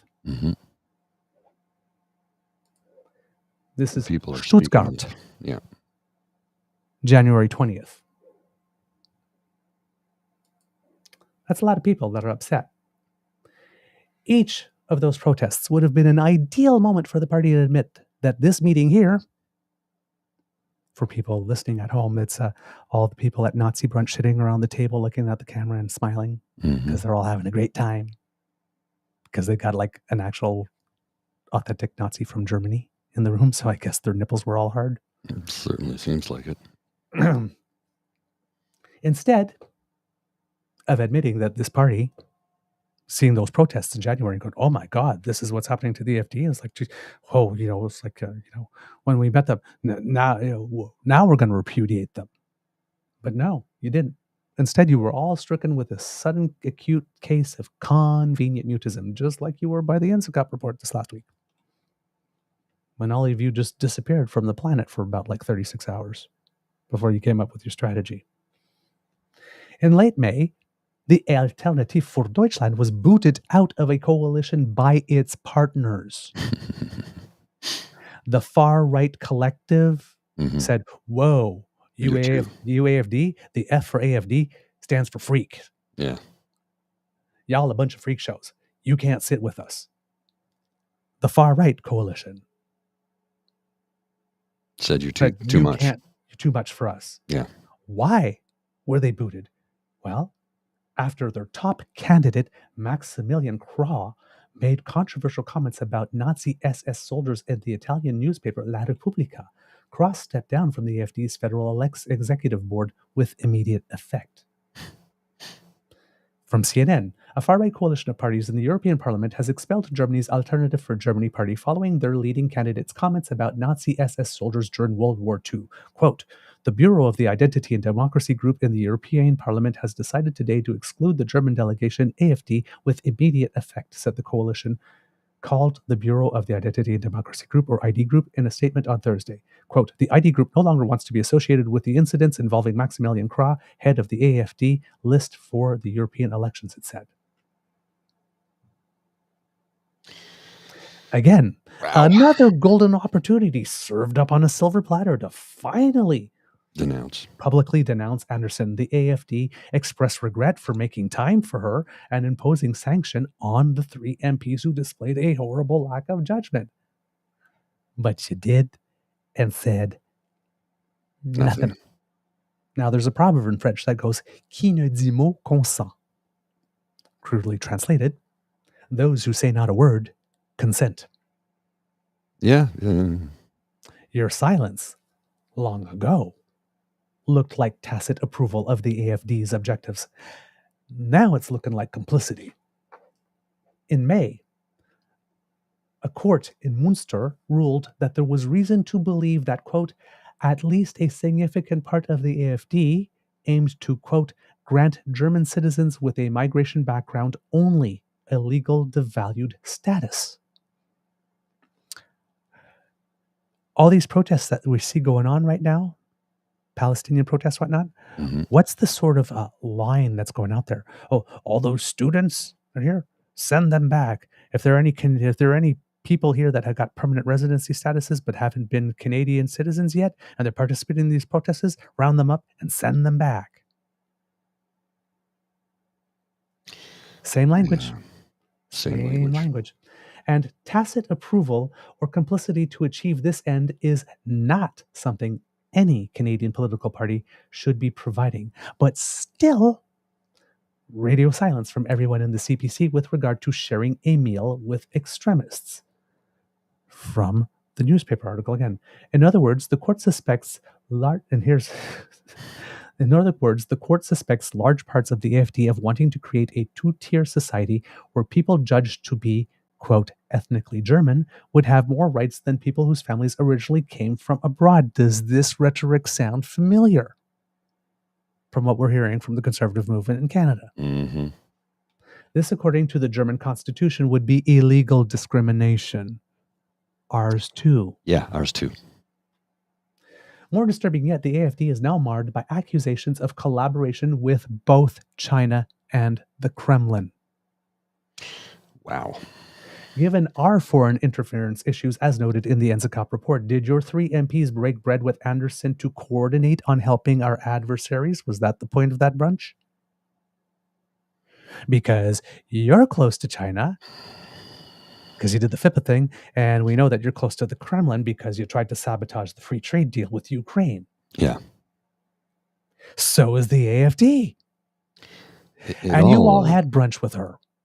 And then she came back.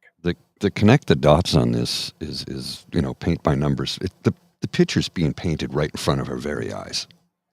It really is. It's just... It's that piece of information that in court, this is a court decision that they've been found to be... I know. It's crazy, right? From the article, the AFD has been slipping recently in the polls from the low 20s earlier this year to around 16% after the protests and stuff. This is possibly partly because of mass anti-AFD protests across the country after it was revealed that party officials had attended a secret meeting where the deportation of people with non-German heritage was discussed. A number of scandals over alleged spying for China and suspected links to Kremlin have also dented support. Sorry, I was mistaken. That part was not in court. But again, let me repeat. A number of scandals over alleged spying for China and suspected links to the Kremlin have also dented support for the AFD. This is all... So were you meeting to discuss similar strategies here, and or perhaps your meeting or that brunch was to discuss strategies to deport people of non-Canadian descent, or perhaps prevent them from holding seats in Parliament, as one of your most notable independent media acolytes is suggesting should be done. And this is the one that set me off yesterday, which made me think about this, because Crybaby Caillou, or in this case I will say Nazi Caillou, put out this little gem, Mr. Grizzly. So you have David McGuinty, who is the chair of the NSICOP committee. Like this. He was interviewed. This is from CPAC. It says it's up to the RCMP to decide on the basis of any intelligence or evidence they may have in their possession whether they are going to take steps or not, said Liberal MP and NSICOP chair David McGuinty of the report that some MPs wittingly aided foreign interference. And Kean said, how much do you want to believe that the MPs who conspired with the foreign government to betray Canada are immigrants from that very nation? When I am shown to be right, he has never been shown to be right once. About anything. It should be made illegal for a foreign-born individuals to sit in government. Wow.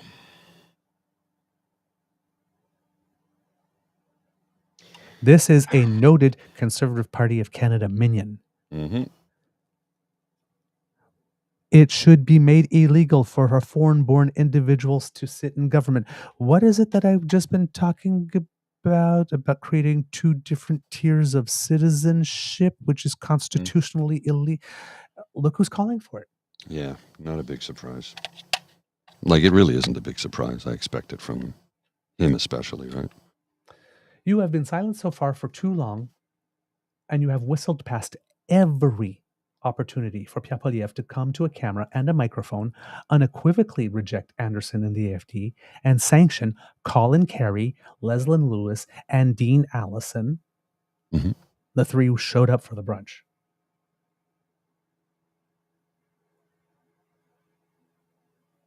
And two of those three MPs seem rather touchy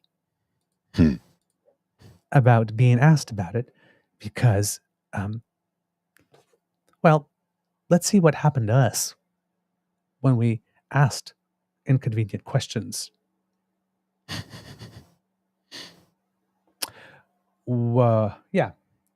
Just asking very pointed questions of them with no abuse/threats, as we are doing here, was enough to get us blocked, something MPs should not be doing unless there is abuse or threats. Correct. There are two people here who are just so sensitive. Well, and remember when former mayor of Ottawa, Big Jim, he blocked people on his Twitter account because he didn't like the questions they were asking him. And then they went to court to sue him. And he realized, because this is a public account, it's his mayor's account. He also puts personal stuff in there too, but it was an official account. He's like, as a member of civic government, the mayor, he is not allowed to do that. You can't just silence people. You can't silence your critics, is what it boils down to. So he said, that I erred and I made a mistake, and he apologized, and then he turned around and opened it up, and he says, everybody is now unblocked. He goes, because you know what? When you're in public office, you're going to get public scrutiny. Now, you're going to get people that are upset. You're going to get people that goes, oh, come on, you nitwit, or your job is like this. And that's going to come with the territory. You probably shouldn't insult. I do it. Self. Yeah. But threats, swearing, abuse, it's not acceptable. But if you're not engaged in those things, if you're just very, very, very angry or upset, and you're letting people know and you're giving them an earful, that should not get you blocked. No, should not. If I say something that runs counter to your narrative, you should not block me. Maybe you should engage with me. Why did you say that? Well, because what you said is a complete and utter fabrication. Like, I engage with people when I see them lying blatantly and say, that's a lie, and here's the proof that it's a lie, and then they block me. Yeah. So, Nazi brunch happened in March 2023. It has been greater than 1 year and a quarter since the Conservative Party of Canada hitched its wagon to the AFD officially. Canadians now demand that you take an official stand. The question of the day is, when will the Conservative Party of Canada leader Pierre Poilievre call a press conference to denounce Anderson, the AFD, and sanction the 3 MPs who thought it was wise to dine with her? All we need is a date. Mm-hmm. Just the date. Only the date. Just the date, please. Just a number. I'd like On the what number, day? please. Can I have the number? I want the number, please. Just a number. Give us a number. The longer you wait, the worse it will be. TikTok for the muckers. Mm-hmm. TikTok. I'm not impressed. I am not impressed. So, when that report talks about witting or semi-witting participants, Mr. Grizzly, if you will put the image up. Mm-hmm. Is this what that means? Mm-hmm. Yeah. Happily hosting a extreme, somebody so far right that the coalition they were in kicked them out. Beep, beep. You have some explaining to do. Mm-hmm. And no, you don't get to play with the band. No. I just want to be Prime Minister. Yeah. I'm running for Prime Minister. Actually, that's not something that you do in this country. I'd like more citizens to understand that. We don't elect a Prime Minister, we elect a Parliament. And the leader of that party can ascend to the position of Prime Minister, but they can defer it to their deputy. Now, you have all these dots. I didn't go somewhere wild. I didn't go somewhere crazy. I didn't take, well, there's this thing, and then rent a guide in a backpack for a 3-day trek in the woods to come up with some. These are literally, there's a party for whom there are scandals that they are spying for China and have links to the Kremlin. You had 3 MPs dine with that person. Since then, there have been protests, mass protests in Germany against that party. That party has been booted from its coalition by its partners, whatnot. And still,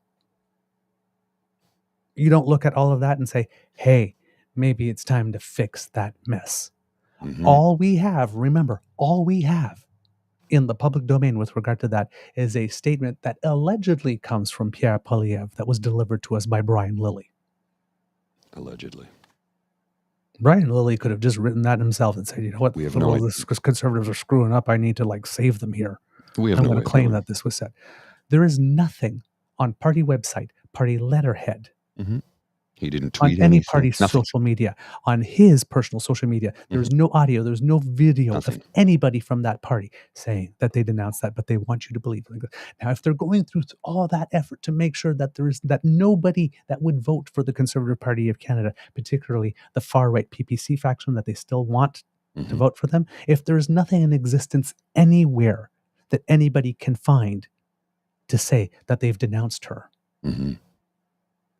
that takes an incredible amount of discipline to accomplish. Oh, yes.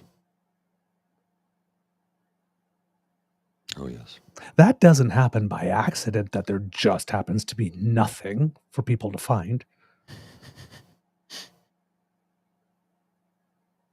why would the Conservative Party of Canada work so hard to make sure that anybody whose votes they depend on, who really likes the AFD here in Canada and thinks we should go that way, can find nothing from the Conservative Party denouncing the AFD?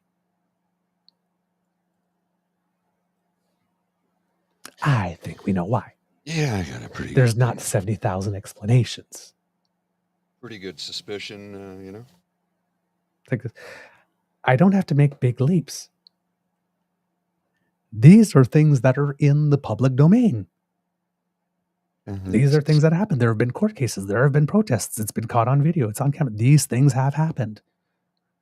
We don't have all the intricate details and whatnot, but we'll say, gee, that happened, that happened. Well, that's kind of strange. Do these things go together? Hey, I don't know.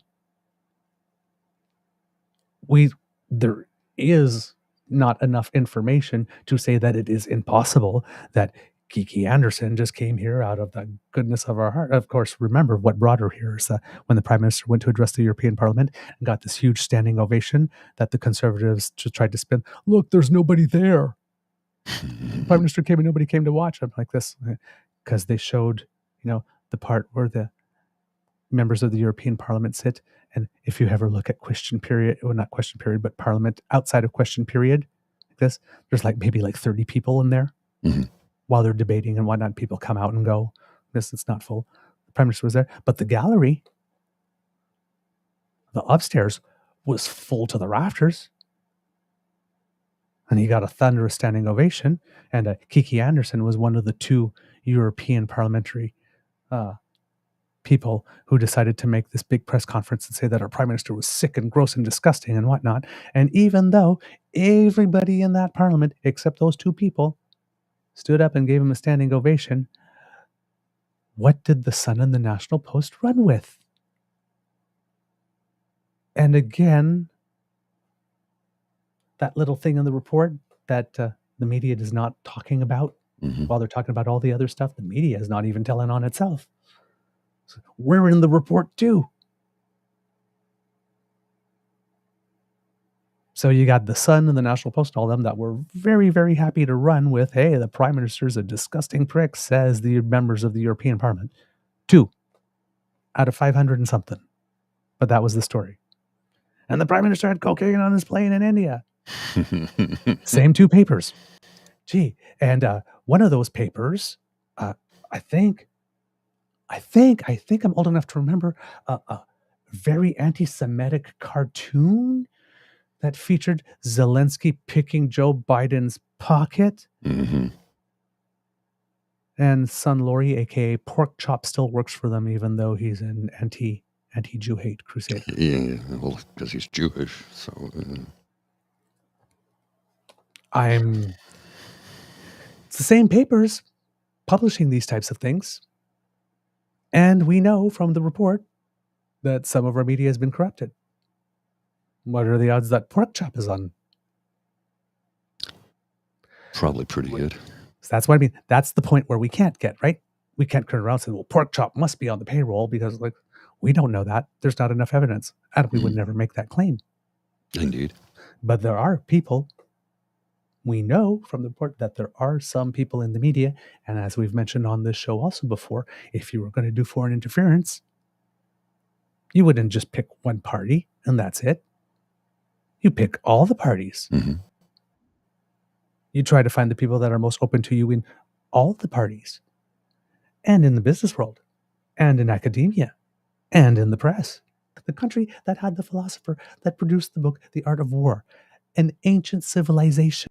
No. We're not talking about people who are not strategic. We're not talking about people who don't know how to fight. Oh, I have to show you something. This is from, this is really funny. It's from the Western Standard Pitch Bot. Oh, I love which is a parody, right? It's a parody from Twitter. Western Standard Pitch Bot. Breaking. Pierre Poilievre will not seek national security clearance as PM. I will not be bound by facts and intelligence. Oh, that has levels. Sorry. I think so I many need to levels drink to for that one.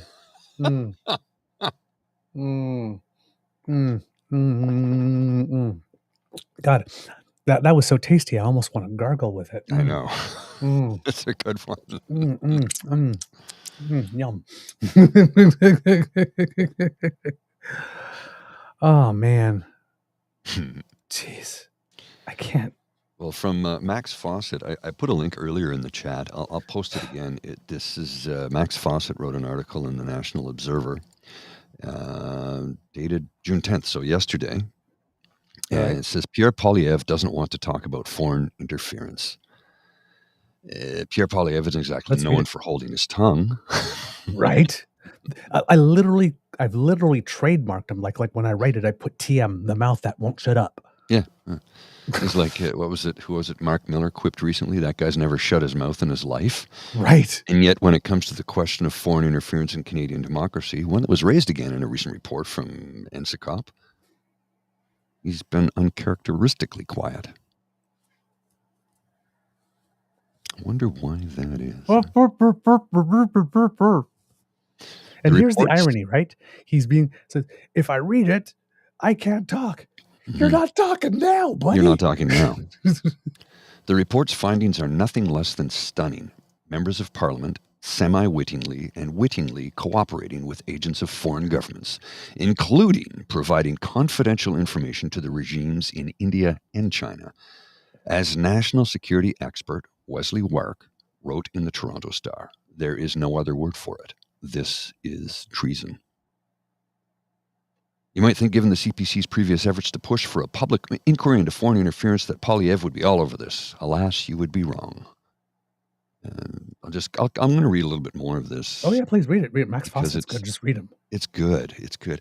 During question period last week, on the day after it was tabled, neither Poilievre nor any of his MPs asked the government about it. A day later, after this conspicuous silence was noted by the press, Poilievre led off with a question about the report's findings before pivoting away to other issues. That might be because Public Safety Minister Dominic LeBlanc reminded him of his own vulnerability here. Poilievre, as has been widely rumored for months now, doesn't appear to have the security clearance required to actually read the report's redacted findings. He would be much more informed than he is now, and we would invite him to do so, LeBlanc said, so he wouldn't stand up and cast aspirations on the floor of the House of Commons without any information whatsoever. He's abusing his parliamentary privilege is what he's doing. I assume that was aspersions? Cast aspersions, yes. Okay. What did I say? Aspirations. Oh, sorry. My apologies. Aspersions, yes. My apologies. I'm not wearing my glasses, so. All right. I make a lot of those. So. Well, Poilievre's ongoing refusal to get the clearance is driven, he claims, by the desire to protect his ability to comment on issues. Getting the kind of top-secret security clearance required to view sensitive materials also requires the recipient to respect confidentiality and secrecy rules. In the end, it seems like Poilievre would rather talk about things he doesn't know than know things he can't talk about. That's especially true here, given his own potential vulnerability. While it's reasonable to assume that some of the parliamentarians identified in this report are or were members of the Liberal caucus, it's also reasonable to assume that some of them are or were in Poilievre's midst. The report redacted information about 2 specific instances where PRC officials allegedly interfered in the leadership races of the Conservative Party of Canada.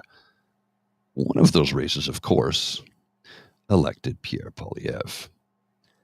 So, again, paint by numbers. I'm putting a link to it in the chat if anybody wants to click on it and read it. It's a really good article. Max Fawcett is one of our favorite writers. He's a great journalist.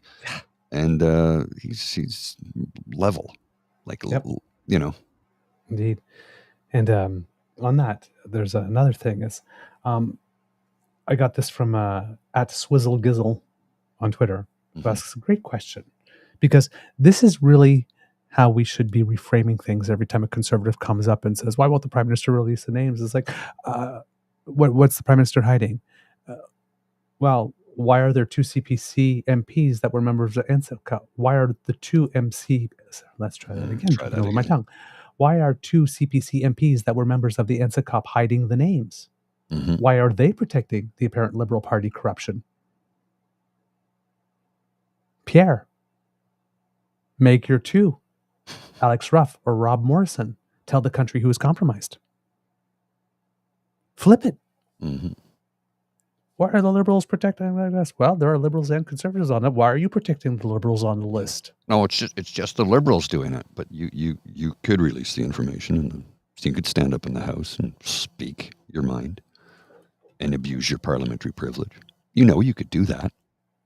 So why are you calling on the Prime Minister to do it when you could do it yourself? Because they have to point the finger of blame at somebody. They have to have a bad guy. They have to have an enemy. What they fail to understand is that Prime Minister of Canada represents every Canadian, including members of Parliament that sit on the opposite side of the House. Mhm. He represents those people too.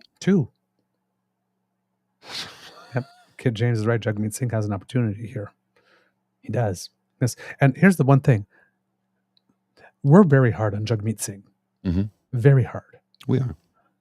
But the reason for which I would still, after the next election, prefer Jagmeet Singh to be the leader of the opposition than Pierre Poilievre is because he will freaking go get a security clearance. Yeah.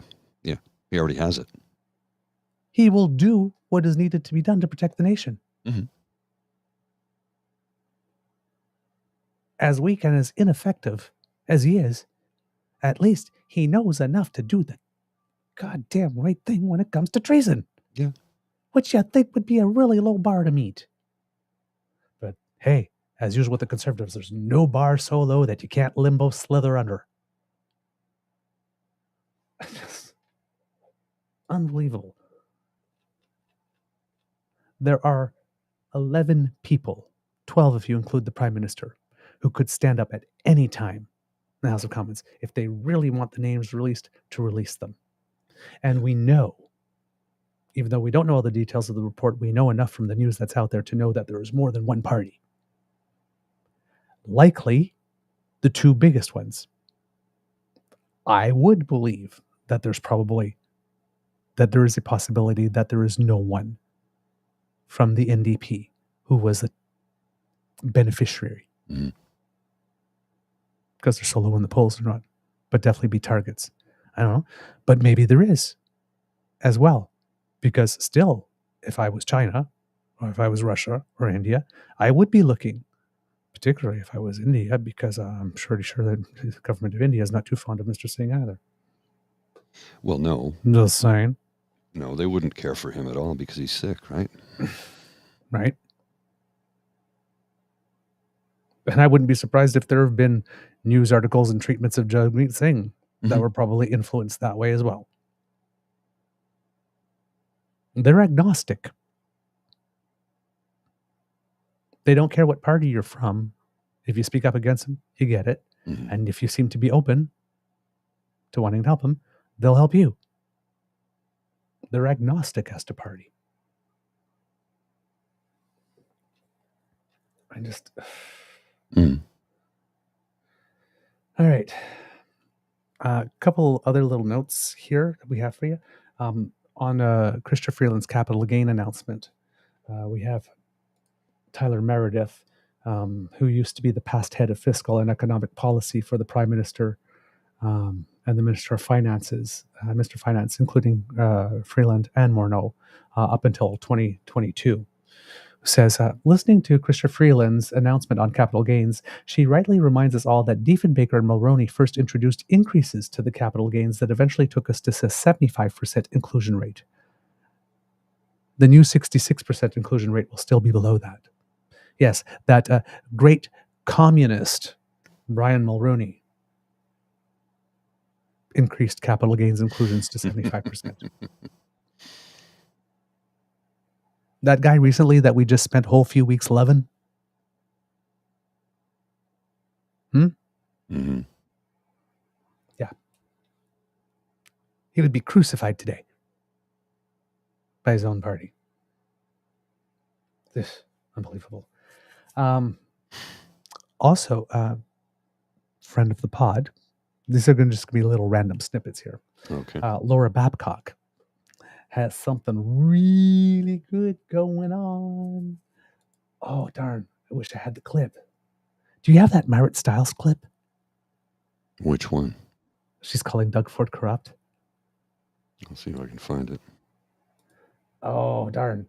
Yeah. Oh, yeah. Anyway, Laura Babcock saw the clip of Merritt Stiles calling Doug Ford corrupt. She was in a scrum, and she just like came right out and said it, and a lot of people were challenging her. There you go. I've got it for you, Mr. Grizzly. I have it. You have it? Okay. Let me see Challenge. here. And this was brilliant. So this prompted Laura Babcock to say, I need to get her on the show. And she is. So she'll be on Laura Babcock's show on Thursday. I want her on our show. This is a government that doesn't actually want to get any work done and doesn't want to be held to account, because guess what? This is a corrupt government. This is a corrupt premier. Calling the premier corrupt, that kind of came It's out not of the first time I've said that. I've been calling him. You said it outside of the house? I have said it right here, standing right here multiple times. You know what? He wants to sue me. Go for it. Come on out. We'll see what we can kind of information we can get. This is a government that doesn't actually want to get any work done and doesn't want to be. Wow. Like, You're corrupt. Don't like it? Sue me. Let's have some discovery. Father Mucker. yeah. Have another slice of cherry cheesecake. You know he won't. Blam. You know he I won't just- pursue it. He I know won't. that. I know that. But this is like, I'm sitting there and it's just like, blam. You all get a taste of the bitch pudding. It's just like, yes. He's corrupt. And the journalist, oh my God, you called him corrupt. I was like, why is this the freaking narrative? I can't believe you called him corrupt. He's as corrupt as the day is long. Yeah. He's a I know. one-man crime spree. It's like the narrative shouldn't be, oh my God, he's corrupt. It's like, it's about goddamn time. I'd be a journalist going, it's about goddamn time somebody said it. Please tell us more. Well, let me show you something here. This is fascinating. Some of the back and forth about this commentary. Is it this? There it is. I'll show you this. Put this on the screen here, and I'll scroll down. So this is a corrupt government. This is a corrupt premier. A major accusation from the NDP leader today as the legislature breaks until October. Full story at Toronto City News. Let's just scroll down the page here to the first response. And the reporters, oh, you called him a name. Let's focus on the name calling and not the context of the accurate Right. accusation. The media needs to start calling Ford what he is. Corrupt. I mean, that's right. To me, the news is somebody said it outside of the chamber. Mhm. Got it corrupt. And clearly it's not the first time. She says, I've said it right here, but apparently they didn't pick up on it before. But now today, oh, you called him corrupt. Let's focus on you. Make the story about she called him corrupt. No. Why did she call him corrupt? Dig into that. So they get, and again, are there journalists that are compromised? Oh, yeah. Must be. I certainly think so, anyway. Yeah. Now, some of them just suck at their jobs. Mhm. That happens. Not everybody that sucks at their job happens to be corrupt. But if I was a corrupt journalist, if I had been bought off when somebody made a comment like that, that's precisely what I would do. Oh my God, you called him a name. I would yell squirrel and go that way. Yeah. Pull the story away from the actual story and make it about something else. That is what I would be paid to do if somebody had hired me to do that. Yes, Get Saucy journalists have had a hard time making money of late. They are vulnerable. That is true. This one is from Kit Vim. I love this. I love it when our kids come up with great stuff.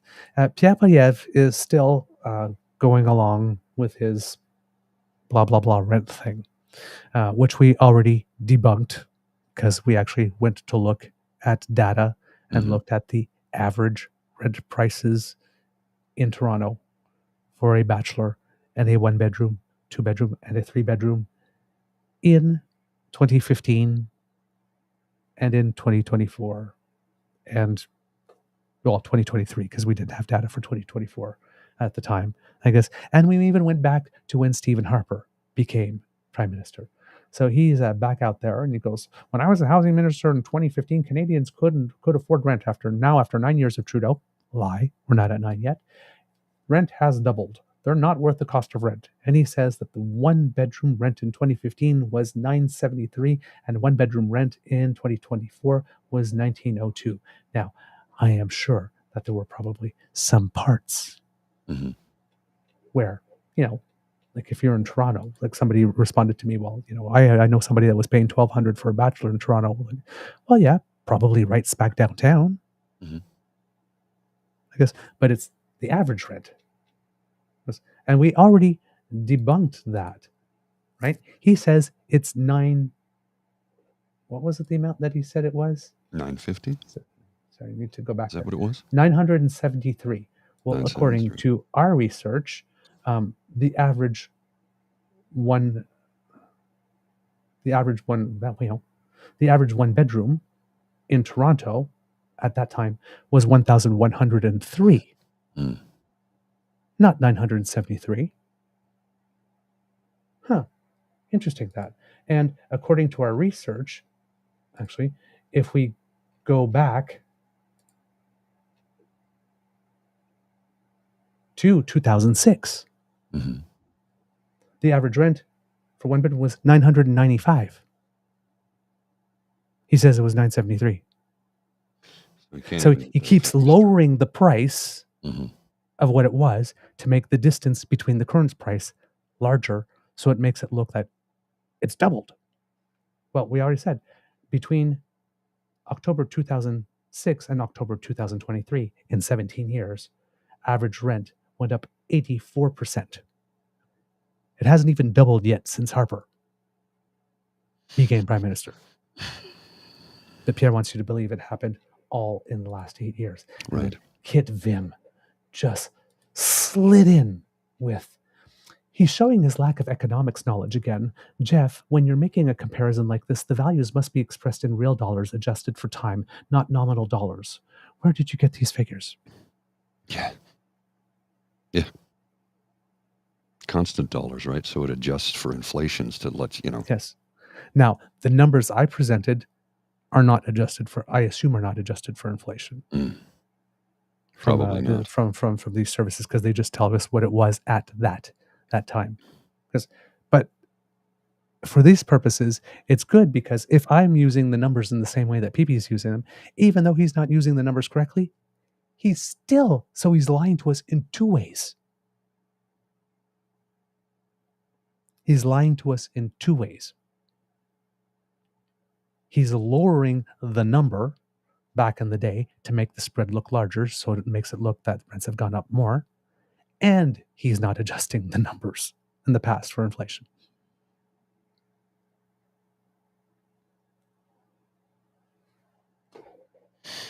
Don't vote for people who think you're stupid and who treat you like you are. Just don't. And now, the first clip we showed today, there was a lady, blonde lady, sitting to the right. That's Jennifer O'Connell. Yes. That was the MP that said, boo-hoo, get over it. Frank Caputo, who is a CPC MP for Kamloops, Thompson, Caribou, announced yesterday on Twitter how it is that he is going to waste your money today. Mr. Grizzly, if you put it up, puts out a tweet, says, given Jen O'Connell's contempt for the seriousness of foreign interference, I will be moving the following motion tomorrow at committee, where we study foreign interference, among other things. Notice of motion, Frank Caputo, MP, Friday, June 7th, 2024. Given that, A, the Liberal Party secretary said, boo-hoo, get over it, when committee was questioning the Minister of Public Safety, Democratic Institutions and Intergovernmental Affairs, the Honorable Dominique LeBlanc, about elected MPs that have knowingly helped hostile foreign countries and worked against Canada's interest. That never happened. That never happened. The Liberal parliamentary secretary said, boo-hoo, get over it, when Garnet Genuis interrupted the questioning of the Minister of Public Safety, Dominique LeBlanc, to complain about the fact that MP Jennifer O'Connell, member of the committee, was using her voice a little too loudly for his tender and delicate ears. Well, he's got the most punchable face. That's what actually happened. B, the committee called on MP Jennifer O'Connell to apologize to all Canadians of diaspora communities who are the targets of foreign interference and to all Canadians concerned about the integrity of our institutions and report this finding to the House. For telling Garnier Genuous Boohoo get over it because he's whining because she was being too loud? Why do you have to apologize to diaspora communities for that? It doesn't even make any sense. So, this man is going to go into Parliament, into committee, with all the money, your money, that's being spent to operate that committee, lights, heat, electricity, staff, simultaneous interpreters, papers, photocopying, salaries, pensions, benefits for everyone that's there. All that money,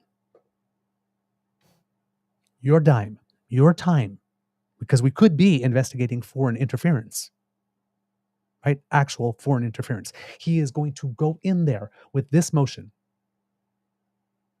that is defamatory and provably untrue. He is going to drop a motion that defames another MP, a colleague.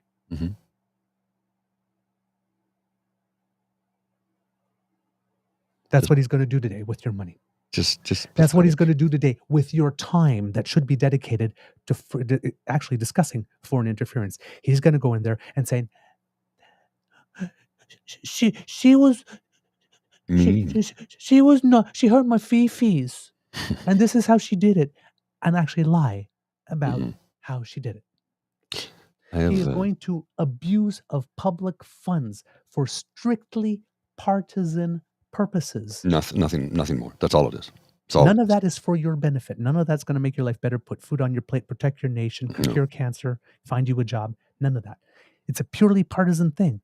Accusing another MP of something they didn't do to get the clips, that's a purely partisan activity. That should come from party funds, should be on your own time and not on committee. And she called it out for that too. On your own time, off your hours. She called it out for just that. He's seeking a social media clip.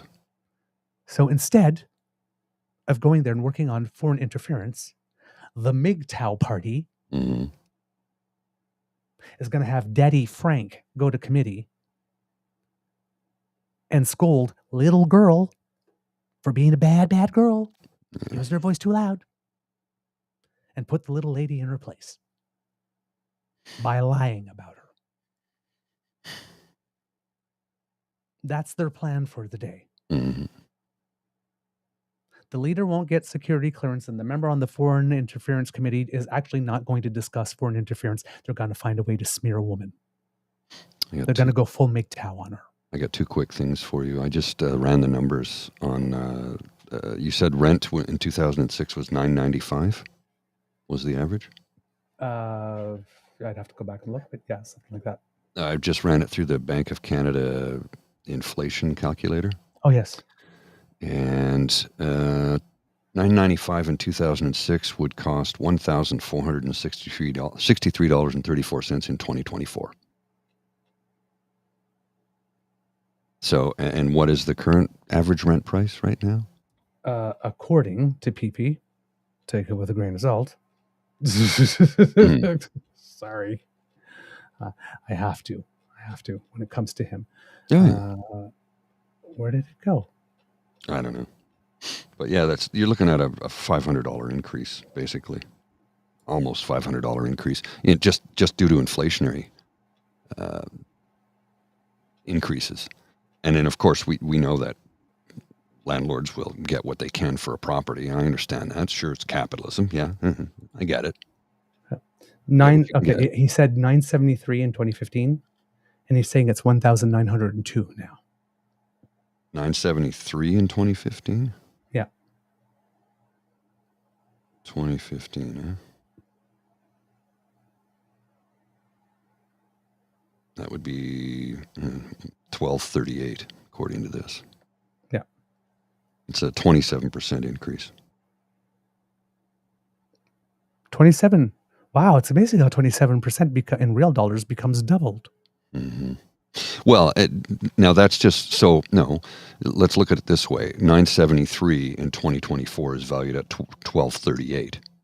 Mm-hmm. So if you inflation adjusted 2015's numbers, that's it would have been 1238 by today's numbers, right? So it's 1700, which is basically what people are paying right now. Yes, but he's saying it's 1,902. Mm-hmm.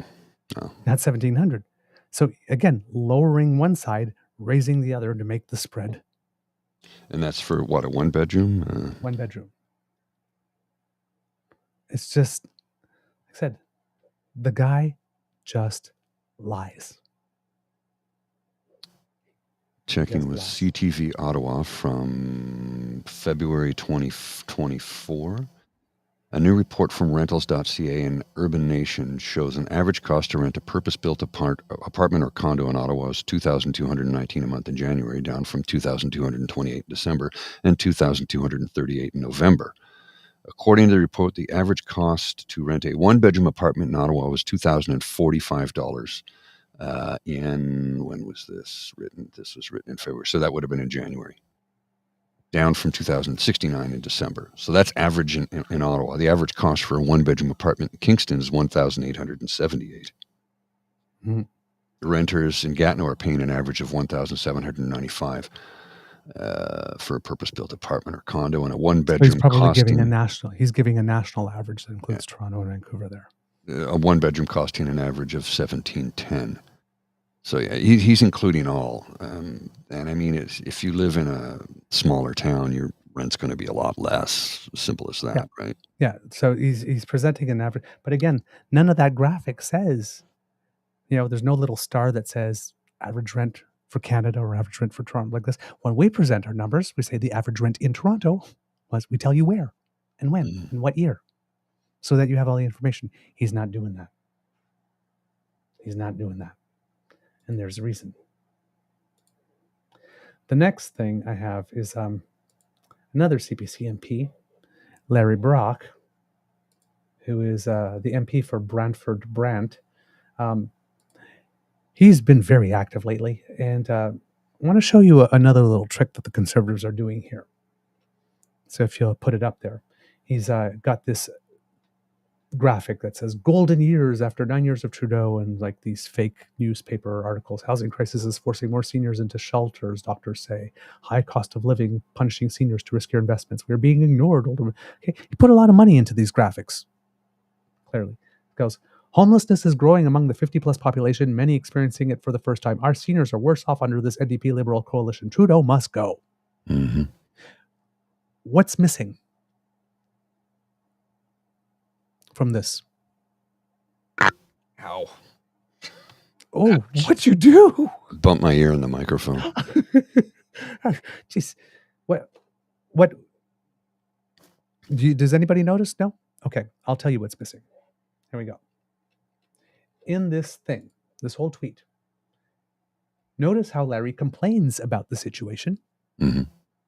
Notice how Larry offers no solutions.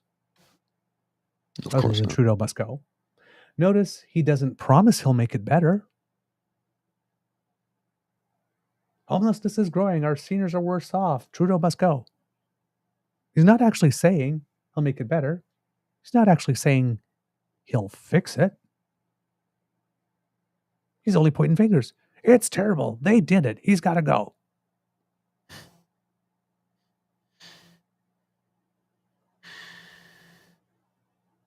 No solutions.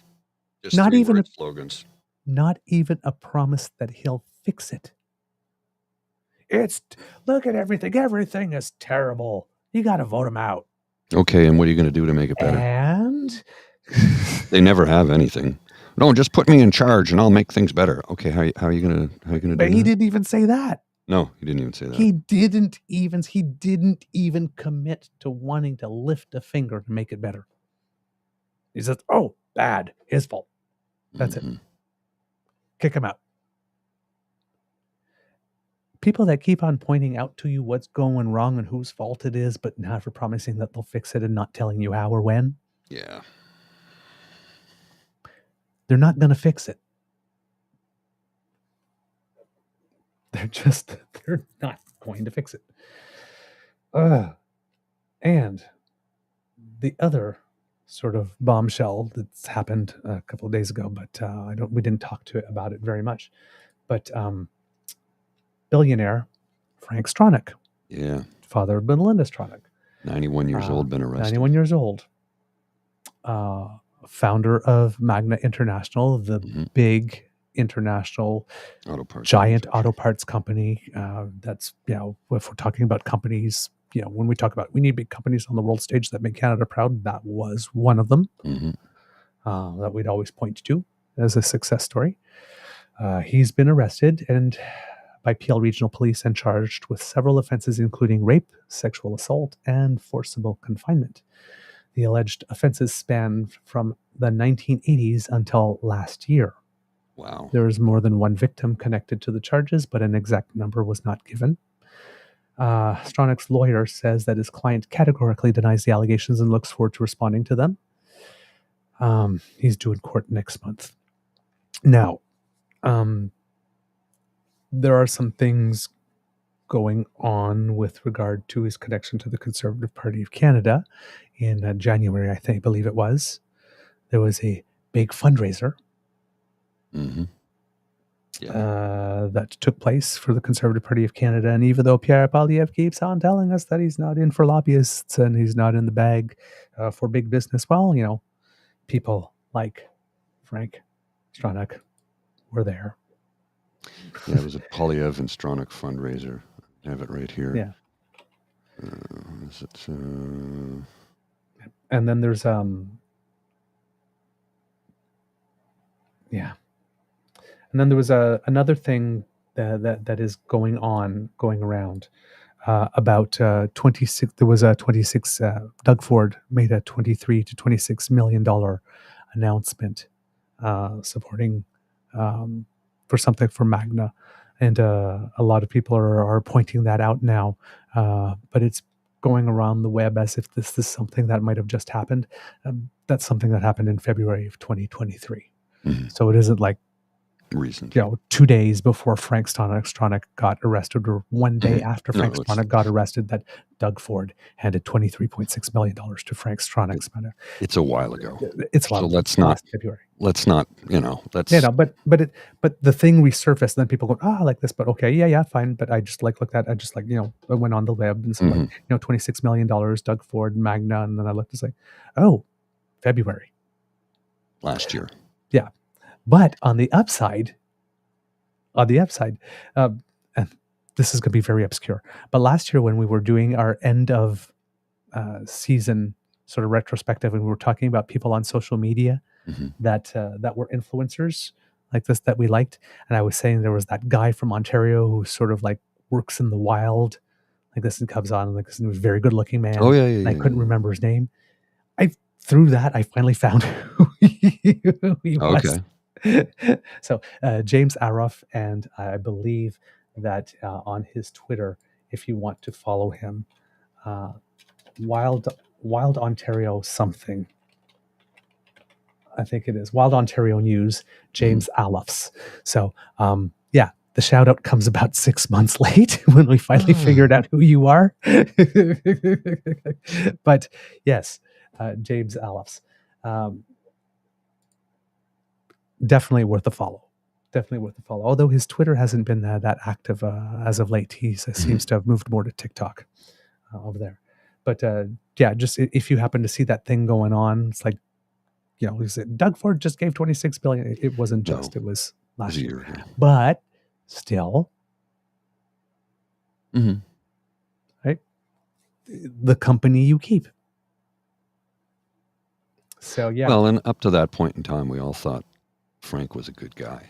Well, yes. I mean, I don't know if there was a like was the case for John Gomeshi, where everybody was saying, like, I was like, nobody knows, but everybody knows. Don't be caught in the room alone with them, right? Just so I don't know if there was eventually. As these things come out, you hear whether or not that was the case. So we don't know if he was I don't want to say so good at it. Good is the bad word.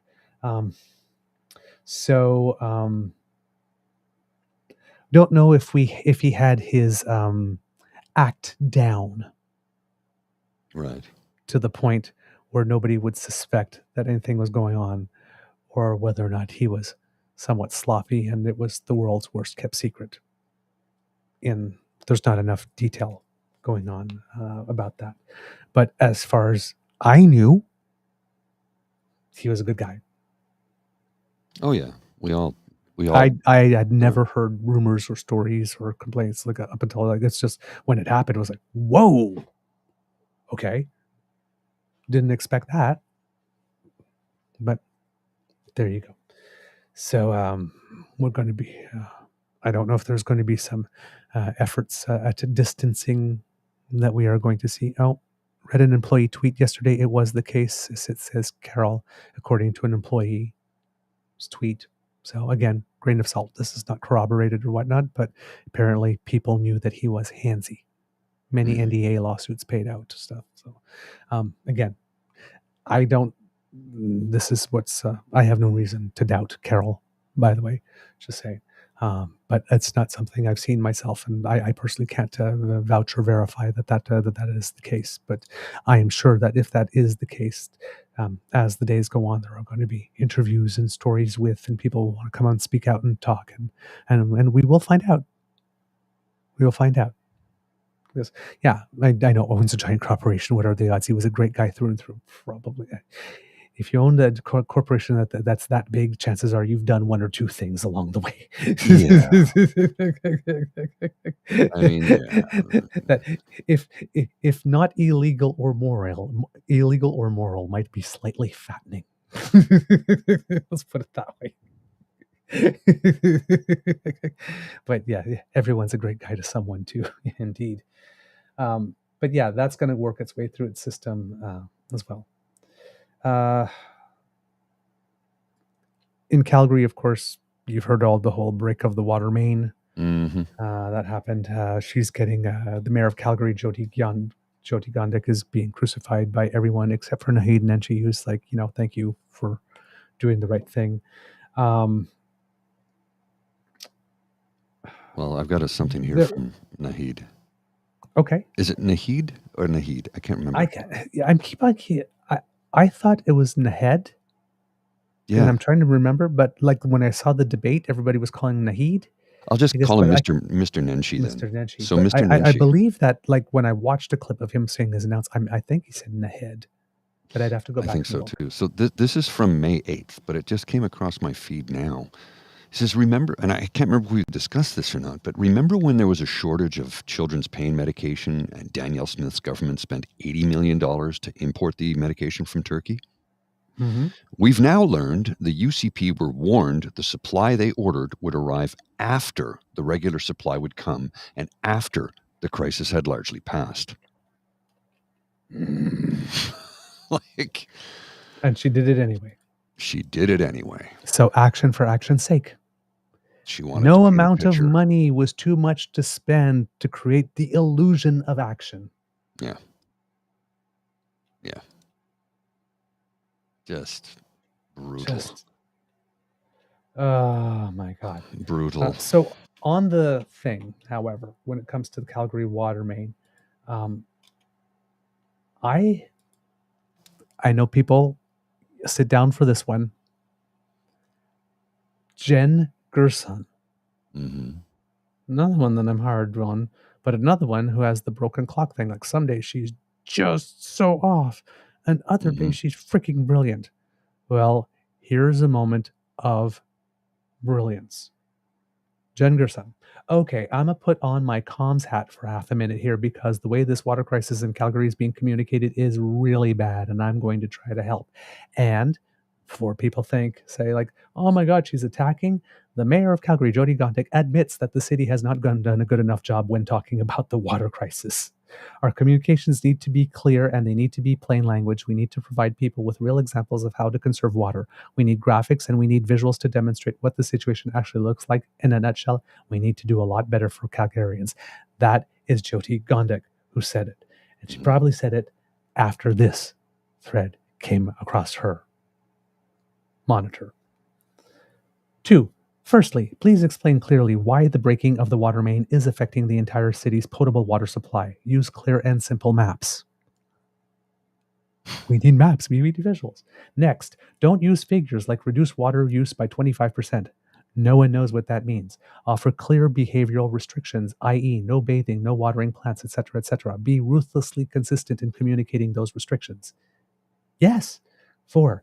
I'm hearing Calgary will, quote, run out of water. Nobody is explaining what that means. Will the taps run dry? Will we be living out of water buckets? Run out of water? When? Communicate timelines. Communicate clear consequences for failure. 3. Simple basic messages need to be communicated here consistently, repeatedly, and across every single channel. 1. What is happening and why? 2. What we need to do. 3. What will happen if we don't do it and when? Also, look at other crisis comms examples. Twice daily pressers, live streamed, regular and consistent hours across the span of the emergency from SEMA or equivalent, at a lectern, authoritative vibe and tone, like we saw with COVID. Every morning, 10 a.m., the Prime Minister was out. Like this, and then it was followed by in the press gallery, like you had a whole bunch of people doing the thing, talking about the various departments, and every day it would be a different set of people depending on what the topic of the day was. But it was always at the same time. And you knew it. At the first, it was every day, and then later on, it was like 2 or 3 days a week, but it was always at the same time. It was scheduled. You knew when a plane crashes, and you get the Transportation Safety Board. This is the information you have now. We will be back at 3 p.m. with this. And then you come back at 3 p.m. with this. Every day at noon, we will have an update. Every day at 9 a.m., we will have an update. We will let you know. This, and it's consistent. She is right. Mm-hmm. She is right. Also, this really is not the moment for taking pot shots at other levels of government, and doing so makes people tune out, assuming the crisis is overstated, partisan as usual nonsense. Regardless of who is at fault, it's bad crisis comms. Save the pot shots for later. Hello, everybody trying to take the mayor out right now. That one was for you. Do we need to shut down restaurants and cancel events? Honestly, I don't know if the situation is that dire or not, but these are the kinds of actions that signal serious emergency to people. Like, for example, when the NBA shut down during COVID, everybody go, ooh, this is serious. Because if the NBA is willing to forego money, ooh, this must be bad. But this is absolutely correct. Absolutely correct comms. I you know what? Jen Gerson, for all the times they tear a strip off you. There's a kudos. Yeah. It's a kudos. Standing ovation. Yeah. Deserved. That's how it should be done. That is good journalism. Right there. That is news you can use. That's not just coming with the problems, coming with solutions. It is a valid critique. It has basis in fact. That's how it should be done. That's the level we should be expecting every day. That should be entry point. As a foundation, that should be the floor of how good it is, and then it should get better from there. That's what we should be expecting. Jen Gerson delivered. I tip my hat. That's what we need. All right. Let's just put a bow on this and wrap this puppy up. I wanted to do the D-Day stuff, but I guess we'll do that tomorrow. The one last thing I will mention here, because it's big news. In Israel, Benny Gantz, who is the only centrist member of Netanyahu's war cabinet, because there's an emergency sort of unity government type thing, has quit the cabinet. Not quit parliament, but quit the war cabinet and quit the emergency government. June 8th was the deadline he did give a couple of weeks ago. And June 8th is come and gone. So Benny Gantz is a man of his word, and he has follow through. He said if this wasn't done by the 8th, I'd be gone, and he is. Now this creates a situation in which Netanyahu is now even more dependent on his partners, who are even further to the right, and literally has no moderating force at the moment. So this could be very bad. He accused Netanyahu of putting his own political survival ahead of Israel's security needs. Quote, regrettably, Netanyahu is preventing us from advancing towards true victory. That is why we are leaving the emergency government today with a heavy heart, but full of confidence. Now, Gantz knows what he's talking because he's a former military man. Mm-hmm. He says he's answered the call of the state of Israel because it needed him, despite the fact Israel was led by a bad government. In fact, he joined the war cabinet because Israel was being led by a bad government. But he claimed that he was no longer having sufficient impact as a member of the war cabinet, that decisions were not being made for military reasons and not for security reasons, but for personal political reasons of the prime minister. Gantz wants them to reprioritize the release of hostages, and he wants a diplomatic solution and a plan for the day after in Gaza. But none of these things were taken seriously enough because Netanyahu wants a forever war. Right. And he is also calling for elections to take place this autumn. Gantz is? Gantz, yep. Okay. It's been 1 year. It'll be 1 year since this thing out like this. We've seen how you've handled it. Let's have some elections because you're not getting it done. We need a better thing. So that's going to be a big deal. So keep that. If you see some, there will be changes as a result of this, and I assume it's going to get much worse because the moderating force is gone. All right, kids and cubs, do we have a show, Mr. Grizzly? We do indeed, sir. All right. I had so much more for you. I have a meeting coming up in like 10 minutes. Not even 10 minutes. That's just there was a lot that happened. Kids and cubs, that's the end of this episode of the Daily Beaver Morning Show. We hope that you love listening to us because we love making this for you. Remember that sharing is caring and word of mouth is priceless. Please tell your peeps and poops all about us. If you would like to make sure that you don't miss an episode, you don't have to, thanks to the Ray Girl, who sponsored our pod page. You go to podpage.com/The True North Eager Beaver, lowercase letters with a hyphen between each one of those words. And if you click on subscribe there, when we have something fresh off the bandwidth, it will come directly to you.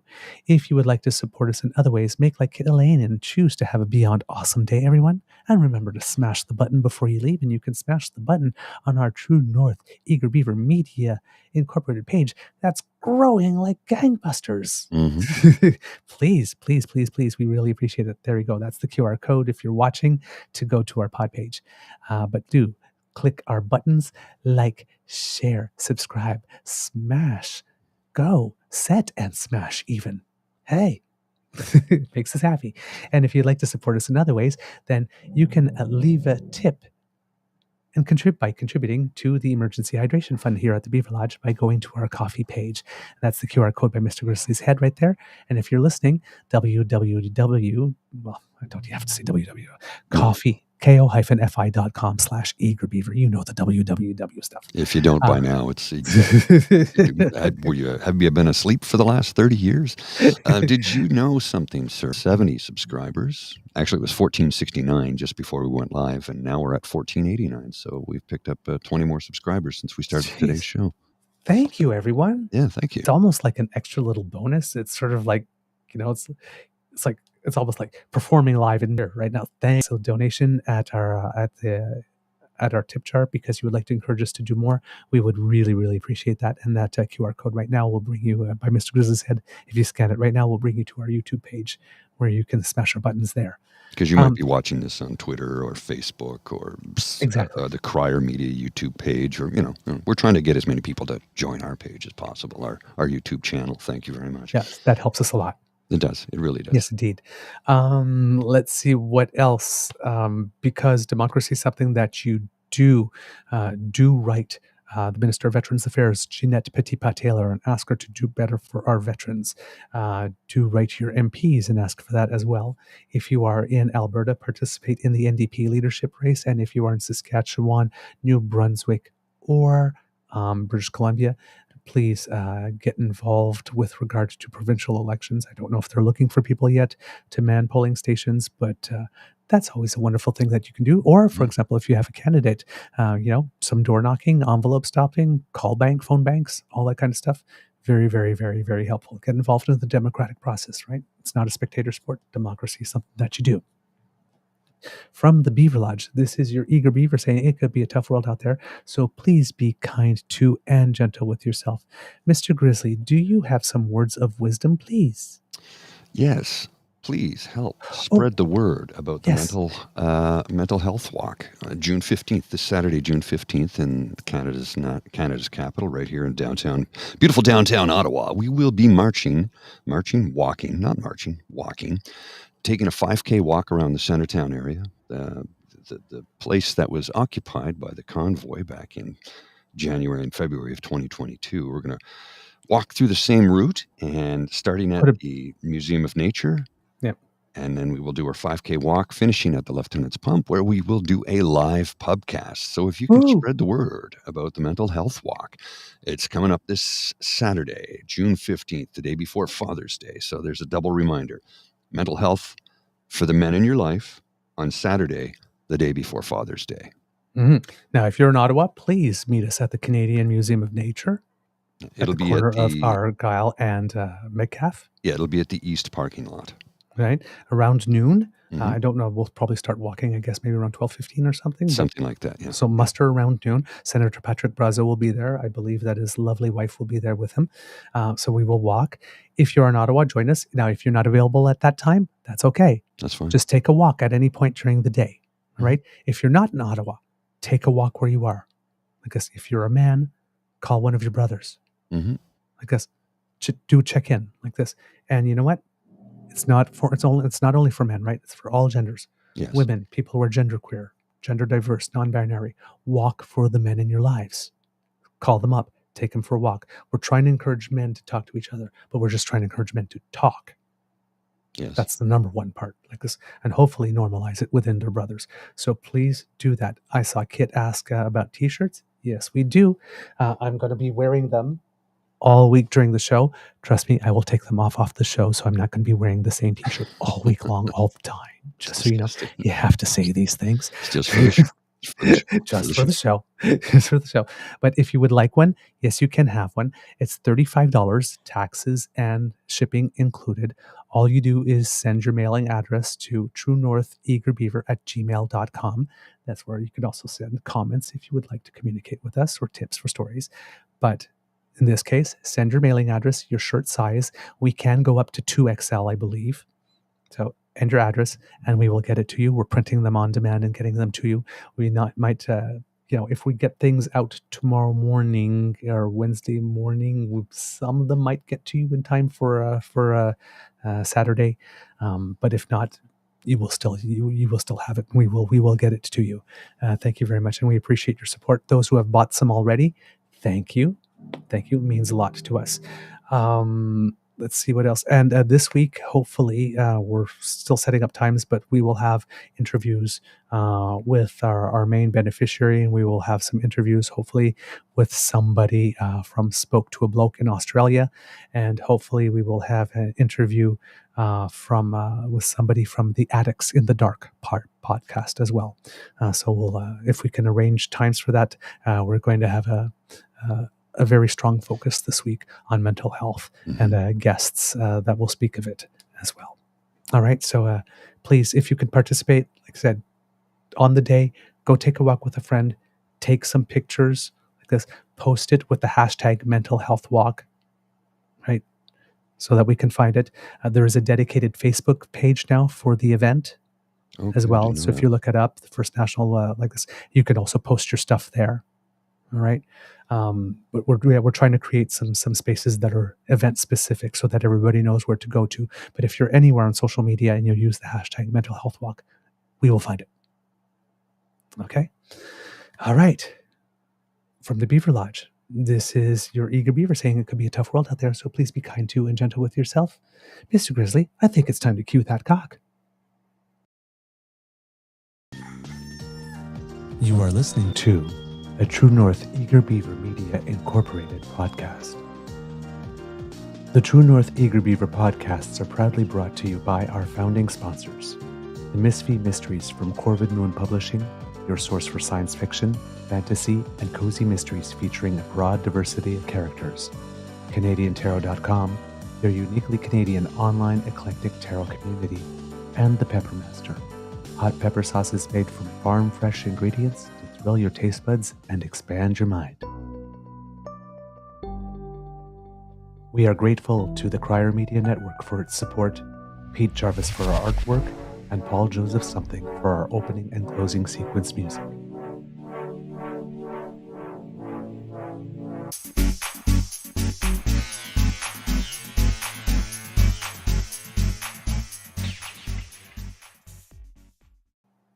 We have great comments from the kits here. Saucy says, bring some with you on Saturday for the people who will be there and extras if you can. Yes, we actually, that might be a good idea. I'm a little worried about, we do have a couple of extras for people to wear for visuals and graphics and whatnot so that we can plan for next year. We're a little hesitant on printing a lot because, well, first of all, we have to front the money for them. And if we don't sell them, then we have inventory and we want to make sure that we have as much money to give people. But we will have some. We did do an initial print of 12 in various different sizes so that we can have some, and those ones we will have there. Kit Linda M says, raffle off a t-shirt signed by the Beaver and the Bear donations to a mental health charity. I like that idea. We will do that. We will do that. And Kit Saucy also says, when you do this next year, I'm going to get my town to join in. We have a physical activity and mental health committee that this would work well with. Boom. Love it. Next year's going to be bigger and better, but this year's already bigger than we had thought when we pitched this, decided we were going to do this just a few weeks ago.